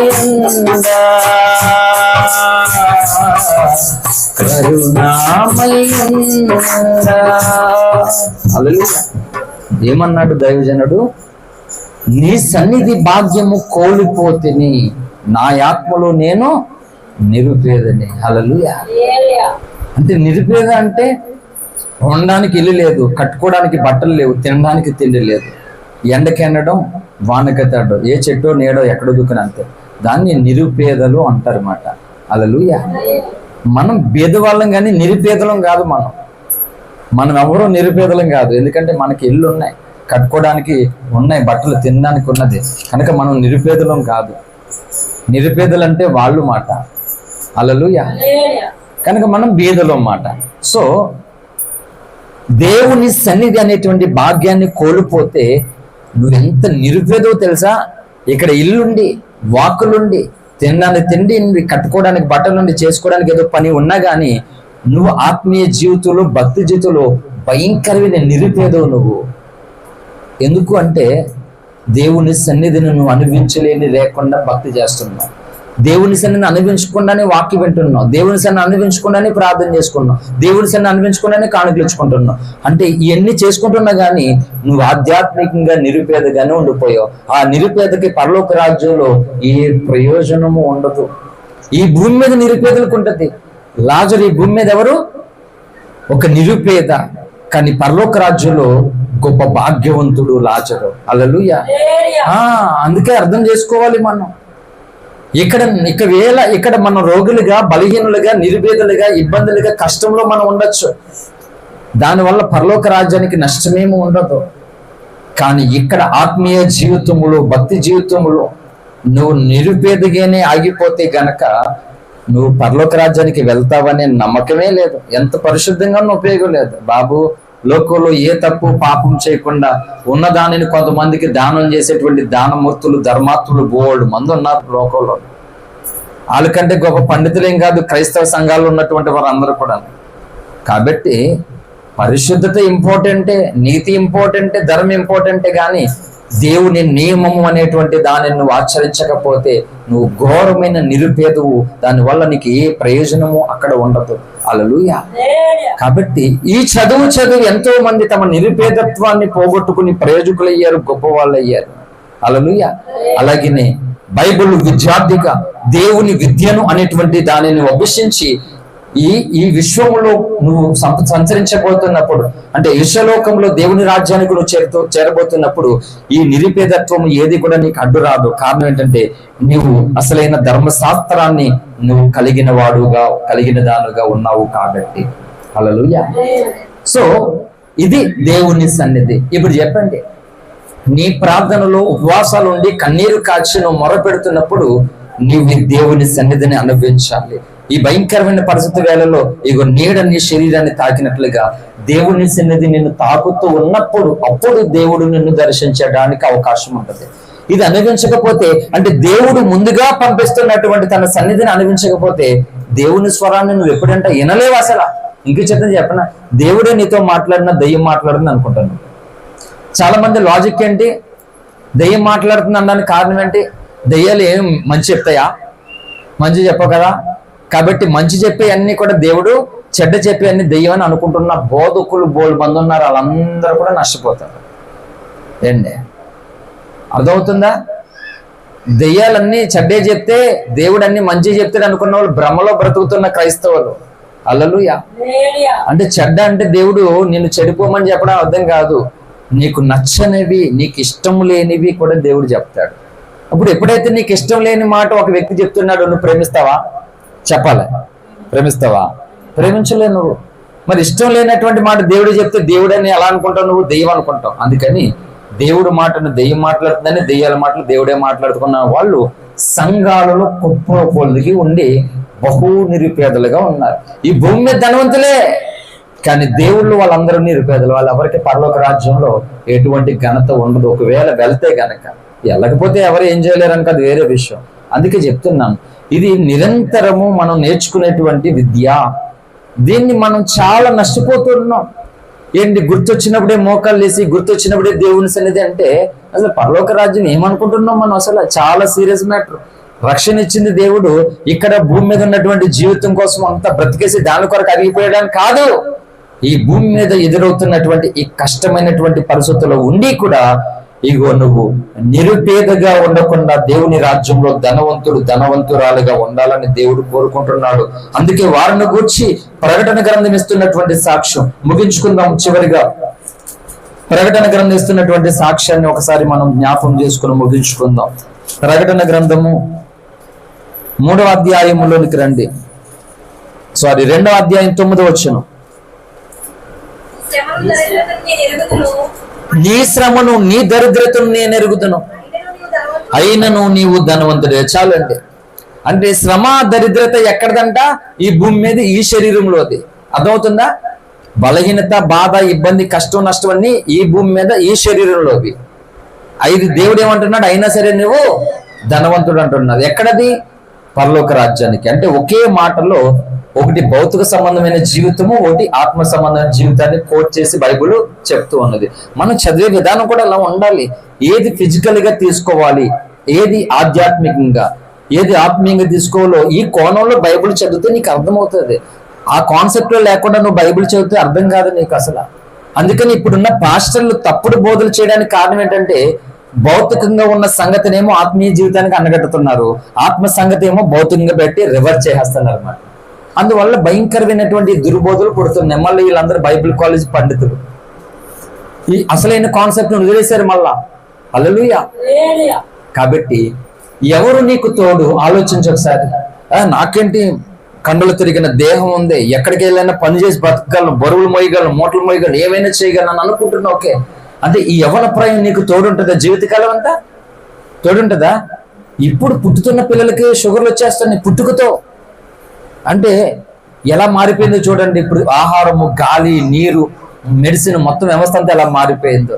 పుడుతున్న పిల్లలకి అన్ని కూడా సింపుల్ గా ముందుకు వచ్చేస్తున్నాయి. వయసుతో సంబంధం లేకుండా అన్ని రోగాలు వచ్చేస్తున్నాయి.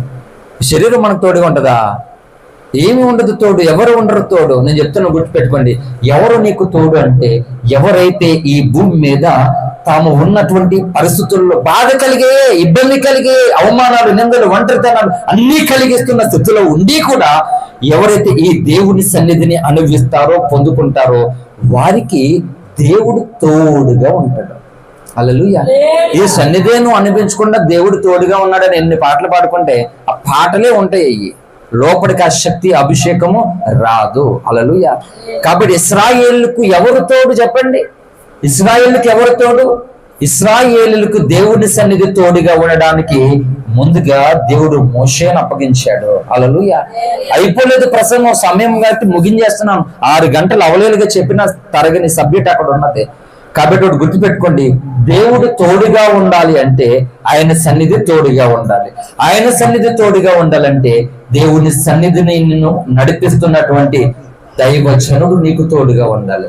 దైవజనుడు తోడు నీకు లేకుండా దేవుని సన్నిధిని నువ్వు అనిపించాలనుకోవడం మూర్ఖత్వము, అవివేకము, భ్రమ. అది హల్లెలూయా. అందుకని ఇశ్రాయేలీయులు మోసే సారథ్యములో దేవుని సన్నిధిని పొందారు. మిగిలిన వారు మోసే నాయకత్వాన్ని తృణీకరించినటువంటి వారికి దేవుని సన్నిధి లేదు, దేవుడు తోడు లేడు. అర్థమైందా మీకు? బైబుల్ లింక్ చేస్తుంది ఒకటి, అందుకే సూదన్ అనమాట, కలుపుతుంది ఒకటంటేనే.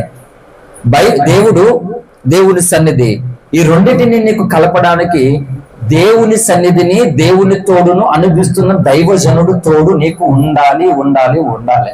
ఇది లేకుండా డైరెక్ట్ స్టెప్ సన్నిధి దేవుడు అంటే అవ్వదు అసలు. హల్లెలూయా. అదే ఎలా అంటే చదువు లేకుండానే జాబ్ ఇచ్చేయమంటే ఇచ్చేస్తారు ఎవరైనా. నువ్వు ఇంకా డాక్టర్ చదువుకునే నేను డాక్టర్ చేస్తే కత్తిచ్చి ఆపరేషన్ చేసేయమంటారు, ఏం చేస్తావు? చంపేతావు మనుషుల్ని. హల్లెలూయా. అందుకని దేవుని సన్నిధిని, దేవుని తోడును అనిపిస్తున్నటువంటి నాయకుడు, దైవజనుడు నీకు తోడుగా ఉన్నప్పుడు ఇవి నువ్వు పొందుకుంటావు. ఇవి ఏమి లేకుండా డైరెక్ట్ గా మోసేతో వాళ్ళు అన్నట్లుగా నువ్వు మాట్లాడదు. నువ్వు తప్ప దేవుడు మాట్లాడతాడు నాతోటి, దేవుడు మాట్లాడితే ఎంత ఉన్న వాళ్ళు దేవుడు తోడుగా లేడు, దేవుని సన్నిధి తోడుగా లేడు. అందుకే చెప్తున్నాను, ఈ రెండింటికి భగవంతునికి భక్తునికి అనుసంధానమైనది అంబికా దర్బార్ బత్ అని వచ్చేది. హల్లెలూయా. కనుక దేవుని సన్నిధికి దేవుడు తోడు నీకు కావడానికి వీటిని అనిపిస్తున్న దైవజనుడు తోడు నీకు చాలా చాలా చాలా ఇంపార్టెంట్. అందుకని తీసుకునే నిర్ణయము, చేసే పని, ఆలోచన ఇట్టి మనసు కలిగి మంచా చెడా కాదా, చేయాల వద్దా, ఇలా స్వభావంతో చేసుకోవాలి. హల్లెలూయా. ఎవరికి నచ్చిన భావజాలు, ఎవరికి నచ్చిన ఆలోచన చెప్పిన వాళ్ళు వెళ్ళిపోతే చాలా నష్టపోతారు. హల్లెలూయా. కాబట్టి రోజు దేవుని సన్నిధిని అనుభవిస్తున్నాను కాబట్టి ఆ సన్నిధి యొక్క విలువ, నా సన్నిధి యొక్క గొప్పతనాన్ని, ఎవరు నాకు తోడు ఈరోజు? ఆయన తోడు లేకపోతే ఏమైపోతున్నావు? హల్లెలూయా. నేను రాసుకున్న పాట ఉంటది, నాతో నీవు లేకపోతే నేనేమైపోదును, నన్ను నీవు దర్శించకపోతే నేనేమైపోదును, నాతో నీవు లేకపోతే నేనేమైపోదును, నన్ను నీవు దర్శించకపోతే నేనేమైపోదును, నా ప్రాణమా కృంగిపోకుమా, నా హృదయమా దిగులేలను, నా ప్రాణమా కృంగిపోకుమా, నా హృదయమా దిగులేలను. హల్లెలూయా. అప్పుడే 2-3 సంవత్సరాల క్రితం రాసుకున్నటువంటి పాట ఉన్నాయి, చాలా పాటలు. భారంగా మీరు ప్రార్థన చేస్తే ఈ ప్రతి పాట కూడా త్వరలో యూట్యూబ్ ఛానల్లో అప్లోడ్ చేయబడుతుంది. అది ప్రార్థన ద్వారానే సాధ్యం. హల్లెలూయా. కనుక్కున్నాను, నార్మల్గా ఒక పాట ఇలాగా ఎడిటింగ్ చేసి కంపోజింగ్ ఇలా చేయాలంటే మ్యాక్సిమం 20,000 అవుతుందట. 20,000 ఒక పాటకి మనం ఏం పెడతాం? ఆ 20,000 అంటే మంచి సౌండ్ తీసుకుంటాం. 2 పాటలు పెట్టాను 40,000 అంటే మంచి సౌండే తీసుకుంటాం. హల్లెలూయా. అన్నీ ఉన్న వాళ్ళ దగ్గర దేవుడి సన్నిధి లేదు, దేవుడు తోడు లేడు. కానీ ఎందుకో ఈ నిరుపేదలమైనటువంటి మన దగ్గర, అంటే ఆధ్యాత్మికంగా నిరుపేదలుగా ఉన్నటువంటి మన దగ్గర దేవుని సన్నిధి పుష్కలంగా తోడుగా ఉన్నది. హల్లెలూయా. అందుకే ప్రభు అంటాడు ప్రకటన 2:9 ప్రకారం, నీ శ్రమను, నీ దరిద్రత నేను ఎరుగుదును, అయినో నాకు తెలుసు, కానీ నువ్వెవరో తెలుసా? నువ్వు ధనవంతుడు. హల్లెలూయా. ఎస్, నువ్వు ధనవంతుడు అంటున్నాడు దేవుడు. కాబట్టి ఒకటే, ఇక్కడ ఈ పరమైనటువంటి పంతాలకి తావిచ్చి, అసూయ ద్వేషానికి చోటిచ్చి దేవుని సన్నిధిని పోగొట్టుకుని నిరుపేదలుగా మిగిలిపోద్ది ఎవరు కూడా. హల్లెలూయా. ప్రభువే చెప్పాడు, అందుకు ఆయన నా సన్నిధి నీకు తోడుగా వచ్చాను. అందుకనే 30 లక్షల మంది జనాభాతో మోషే భయంకరమైన అవమానాలు, నిందలు పడి ఎలాగ ముందుకు సాగాడో తెలుసా? నేను ఆలోచించాను, చాలాసార్లు ధ్యానం చేశాను. 2 పిల్లకాయలకి తలపడానికి వచ్చేస్తుంది. హల్లెలూయా. ఇంతవరకు ఇక్కడ మా అన్నయ్య, వదిన పిల్లలు, దగ్గరగా ఉన్నారు కాబట్టి నాకు అంత అనిపించలేదు. వెళ్ళొచ్చేవాడిని, ఎక్కడికే వెళ్ళొచ్చి తిరిగి వచ్చేసేవాడిని అలాగా. ఇప్పుడు మొత్తానికి వెళ్ళాలంటే చాలా ఆలోచించుకుని వెళ్ళవలసి వస్తుంది. అందులో ఎక్కడికో రమ్యక్కగా ఎవరికో తోడుగా ఆ పిల్లల్ని ఇచ్చి చేయవలసి వస్తుంది. సో చాలా కష్టంగానే ఉన్నది, చాలా ఇబ్బందిగానే ఉన్నది. మళ్ళీ అక్కడి నుంచి వచ్చేసరికి అది టెన్షన్. ఈ పిల్లలు ఏం చేస్తున్నారు, ఆమె లోపల ఏమైనా పని చేసుకుంటే ఎలా వెళ్ళిపోతున్నారు, ఇదో టెన్షన్. వెళ్ళడానికి ఫలానా ఊరికి వెళ్ళాలని సరికి ఇక్కడ టెన్షన్. అంటే ఇంతవరకు అక్కడ ఉన్నారు కాబట్టి ఏ టెన్షన్ అనిపించలేదు. నాకు అనిపించింది 2 పిల్లకాయలతో 1 సంవత్సరంలోనే నాకెంత బాధ ఉంటే 30 లక్షల మంది ప్రజలతో మోషే ఒక్కడు. మరి ఎలా ఈ మధ్యలో మోషేకి అలా ఆవిడకి ఏమైనా గొడవలు అవ్వాయంటావా? మోషే పిల్లలు మోషేతోటి, నాన్న ఎంతసేపు వాళ్ళతోడైనా మాతో గడపని. మోషే పిల్లలు మోషే మీద ఏమైనా కోప్పడి ఉంటారా? ఖచ్చితంగా పడి ఉంటారు. ఉండరా? చెప్పండి మిమ్మల్నే, ఉండరా? ఏంటండి ఏమి ఎరగిన పాపలను మాట్లాడుతున్నారు? అలా ఏం ఉండదా? ఎంతసేపు అక్కడే ఉంటావు, రావా ఇంటికి కొంపకే ఫోన్ చేసి ఫోన్ చేయరా భార్యలు భర్తలకే, రావా టైం అయిపోతుంది, ఇంకా నీకు తిండి తిప్పలు టైం పాటించవా ఇంకా? మరి మోషే ఆవిడ మోషేని అడగదంటారు ఏమన్నానే? కుక్కని పేర్లకి అక్కడే పడి ఉంటుందా? 30 లక్షల మంది అంటే మాటలా? పొద్దున్న తెల్లారనివ్వట్లేదు, పడుకునేవ్వట్లేదు, తినేవ్వట్లేదు, బాత్రూమ్ కూడా వెళ్ళవట్లే, అందరూ రెడీగా ఉన్నారు మోషే దగ్గర.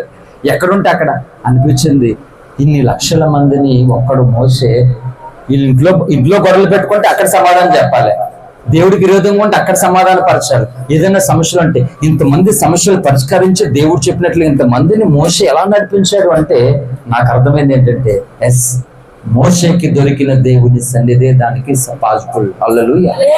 ఈరోజు మన జీవితాలను నువ్వు గాని నేను గాని సక్రమంగా చక్కబెట్టుకోవాలి, నడిపించుకోవాలంటే దేవుని సన్నిధిని అనుభవించకుండా నీ సొంత వ్యూహం అంటే చూసావా, పాత సినిమాలో సూర్యకాంతలో ఒకరు, లేకపోతే ఇలా రావు గోపాల్లో ఒకరు నీ సొంత జ్ఞానంతో అప్లై చేస్తే ఘోరంగా విఫలమైపోతాను. నేను చెప్తున్నాను, గుర్తుపెట్టుకోండి. నా ప్రసంగాలు చెప్పాను, గల్లీలో మాట్లాడితే ఢిల్లీ వాడు కూడా నేర్చుకోవాలని. హల్లెలూయా. ఒక ప్రాంతానికి ఒక సంఘానికి ఉపయోగపడే సంఘం కావు ఇవి. ప్రపంచవ్యాప్తంగా తెలుగు భాష వచ్చినటువంటి ప్రతి క్రైస్తవుడు నేర్చుకోవాల్సినటువంటి సందేశాలు. పాకిస్తాన్ ఆయన నా ప్రసంగాలు వింటాడు, మరి ఆయనకి ఏమర్థమవుతుందో తెలీదు, ప్రతిదీ లైక్ కొడతాడు ఆయన. హల్లెలూయా. భాషరత్ని పాకిస్తాన్ నుంచి మీరు చూడండి, కావాలితే నా ప్రతి లైవ్ లోనూ ఆయన లైకులు కొడతాడు, కామెంట్ పెడతాడు. కొన్నిసార్లు నిజమే, ఢిల్లీకి వెళ్ళాను, అరగంట సేపు పరిశుద్ధాత్మను పొందుకున్నాను. అక్కడ హిందీ వర్షిప్ చేస్తున్నారు పాశ్రమ్ గారు, హిందీలో ఆరాధన చేస్తుంటే, హిందీలో దేవుని స్తుతించి ఆరాధిస్తుంటే నా పక్కన మధు ఉన్నాడు. ఇప్పుడు ఇంచుమించు 20 నిమిషాలు అరగంట సేపు అన్ని భాషలతో పరిశుద్ధాత్మ పొందుకున్నాను. నాకేమర్థమైంది, జాతాహో ఆతాకు అని ఏదో 4 మొక్కలు వచ్చాయి, హిందీ మొక్కలు. మరి హిందీలో అంతసేపు నేను ఎలా ప్రభుని ఆరాధించి పరిశుద్ధాత్మ పొందుకున్నాను? హల్లెలూయా. అవసరమైనప్పుడు దేవుడు నా కొరుకుడు అంతే. ఏ భాష వాడు నా ముందు నిలబడిన ప్రభా, వాడు నశించిపోకుండానట్లు వాడిని అగ్నిలోంచి రక్షించడానికి నా నోటికి ఆడికి అర్థమయ్యే భాషను రప్పించు ప్రభా. ఏ భాష వాడు అసత్యంలో ఉన్నా సరే ఆ అసత్యం వాడికి నేర్పించడానికి నా నోటికి ఆ భాష నేర్పించు ప్రభా అనేది నా ప్రార్థన మాట. నాలుగు నరవలేని నాలుగు అన్నప్పుడు దేవుడికి అప్పగించవచ్చు, ఆయన ఏదైనా నింపుతాడు, ఆయన ఇష్టం మాట. దానికి లేఖనాల ఆధారం ఉన్నాయి. హల్లెలూయా. ఏదైనా జరుగుతుంది దేవుడికి అనుకున్నప్పుడు. హృదయంలో ఆశ ఉండాలి, భారం ఉండాలి, అంతే. అలాగని చెప్పేసి రెక్కలు చెగిరిపోవాలి ఢిల్లీకి అని అనుకుంటే ఉండదు, అలాంటి ఆశలు ఉండవు. హల్లెలూయా. కాబట్టి చాలా విషయాలు ఉన్నాయి, మీకు హోంవర్క్ లాగా ఇచ్చేస్తున్నాను. ఆ నిర్గమకాండం 33వ అధ్యాయం ధ్యానం చేసుకునండి. దేవుని సన్నిధి కోసం చెప్పాను కదా, నువ్వు ఇంకా ధ్యానం చేస్తే నేను చెప్పని అనేక సంగతులు ఇంకా దేవునికి అర్థం అవుతాడు. సేవకుడు ఎలా తోడుగా ఉండాలి, దేవుని సన్నిధి ఎలా తోడొస్తుంది, దేవుడు ఎలా తోడొస్తుంది, చాలా విషయాలు చెప్పాను మీకు. ఇప్పుడు అసలు తోడు కోసం చెప్పలేదు, నేను ఇంకా ముగించేస్తున్నా, ఎందుకంటే చాలా సమయం అయింది. మీకు ఇంకా ఎక్కువ చెప్పిన ఆధ్యాత్మికమైన పేషెంట్స్ ఉంటారు కొంతమంది, అంటే భౌతికంగా పేషెంట్కి ఎక్కువ పడితే ప్రాబ్లం చెప్పాను కదా, ఆధ్యాత్మికంగా ఎక్కువ సంగతులు ఒకేసారి చెప్పినా బయటకు వచ్చేస్తాయి. కనుక ఆ భయంతో ఆ భీతితో నేను ముగించేస్తున్నాను. మెట్టకు 3 సంగతులు చెప్పాను. ఎవరు నీకు తోడు అనేటువంటిది ఆలోచించుకుంటే ఫిజికల్ గా ఒక్కొక్క తోడు మారిపోతుంది నీకు. అందుకు గుర్తుపెట్టుకోండి, చివరిగా దేవుడే నీకు అల్టిమేట్ తోడుగా ఉండేవాడు. ఆయన తోడు ఉండాలంటే ఆయన సన్నిధి తోడు ఉండాలి, ఆయన సన్నిధి దేవుడు తోడు ఉండాలంటే ఈ రెండింటిని అనిపిస్తున్నటువంటి దైవజనుడు యొక్క పరిరక్షణలో నీ జీవితం ముందుకు సాగాలి. అప్పుడు నువ్వు అడ్డు పొందుతావు. హల్లెలూయా. ఎట్టి రీతిగా మనం ఉన్న ప్రతి స్థలములో ఈ దేవుని సన్నిధిని అనుభవిస్తూ ఆయన తోడును మనం పొందుకోవడానికి మనల్ని ప్రభుకు అప్పగించుకుందాం. అటువంటి కృప పరిశుద్ధాత్మ దేవుడు మనందరికి అనుగ్రహించును గాక. Amen, amen. Thank you. అందరికి వందనాలు. మోకరించండి, ప్రార్థన చేసుకుందాం. త్వరగా మనం ముగించుకుందాం. ఎవరు అటు ఇటు తిరగొద్దు.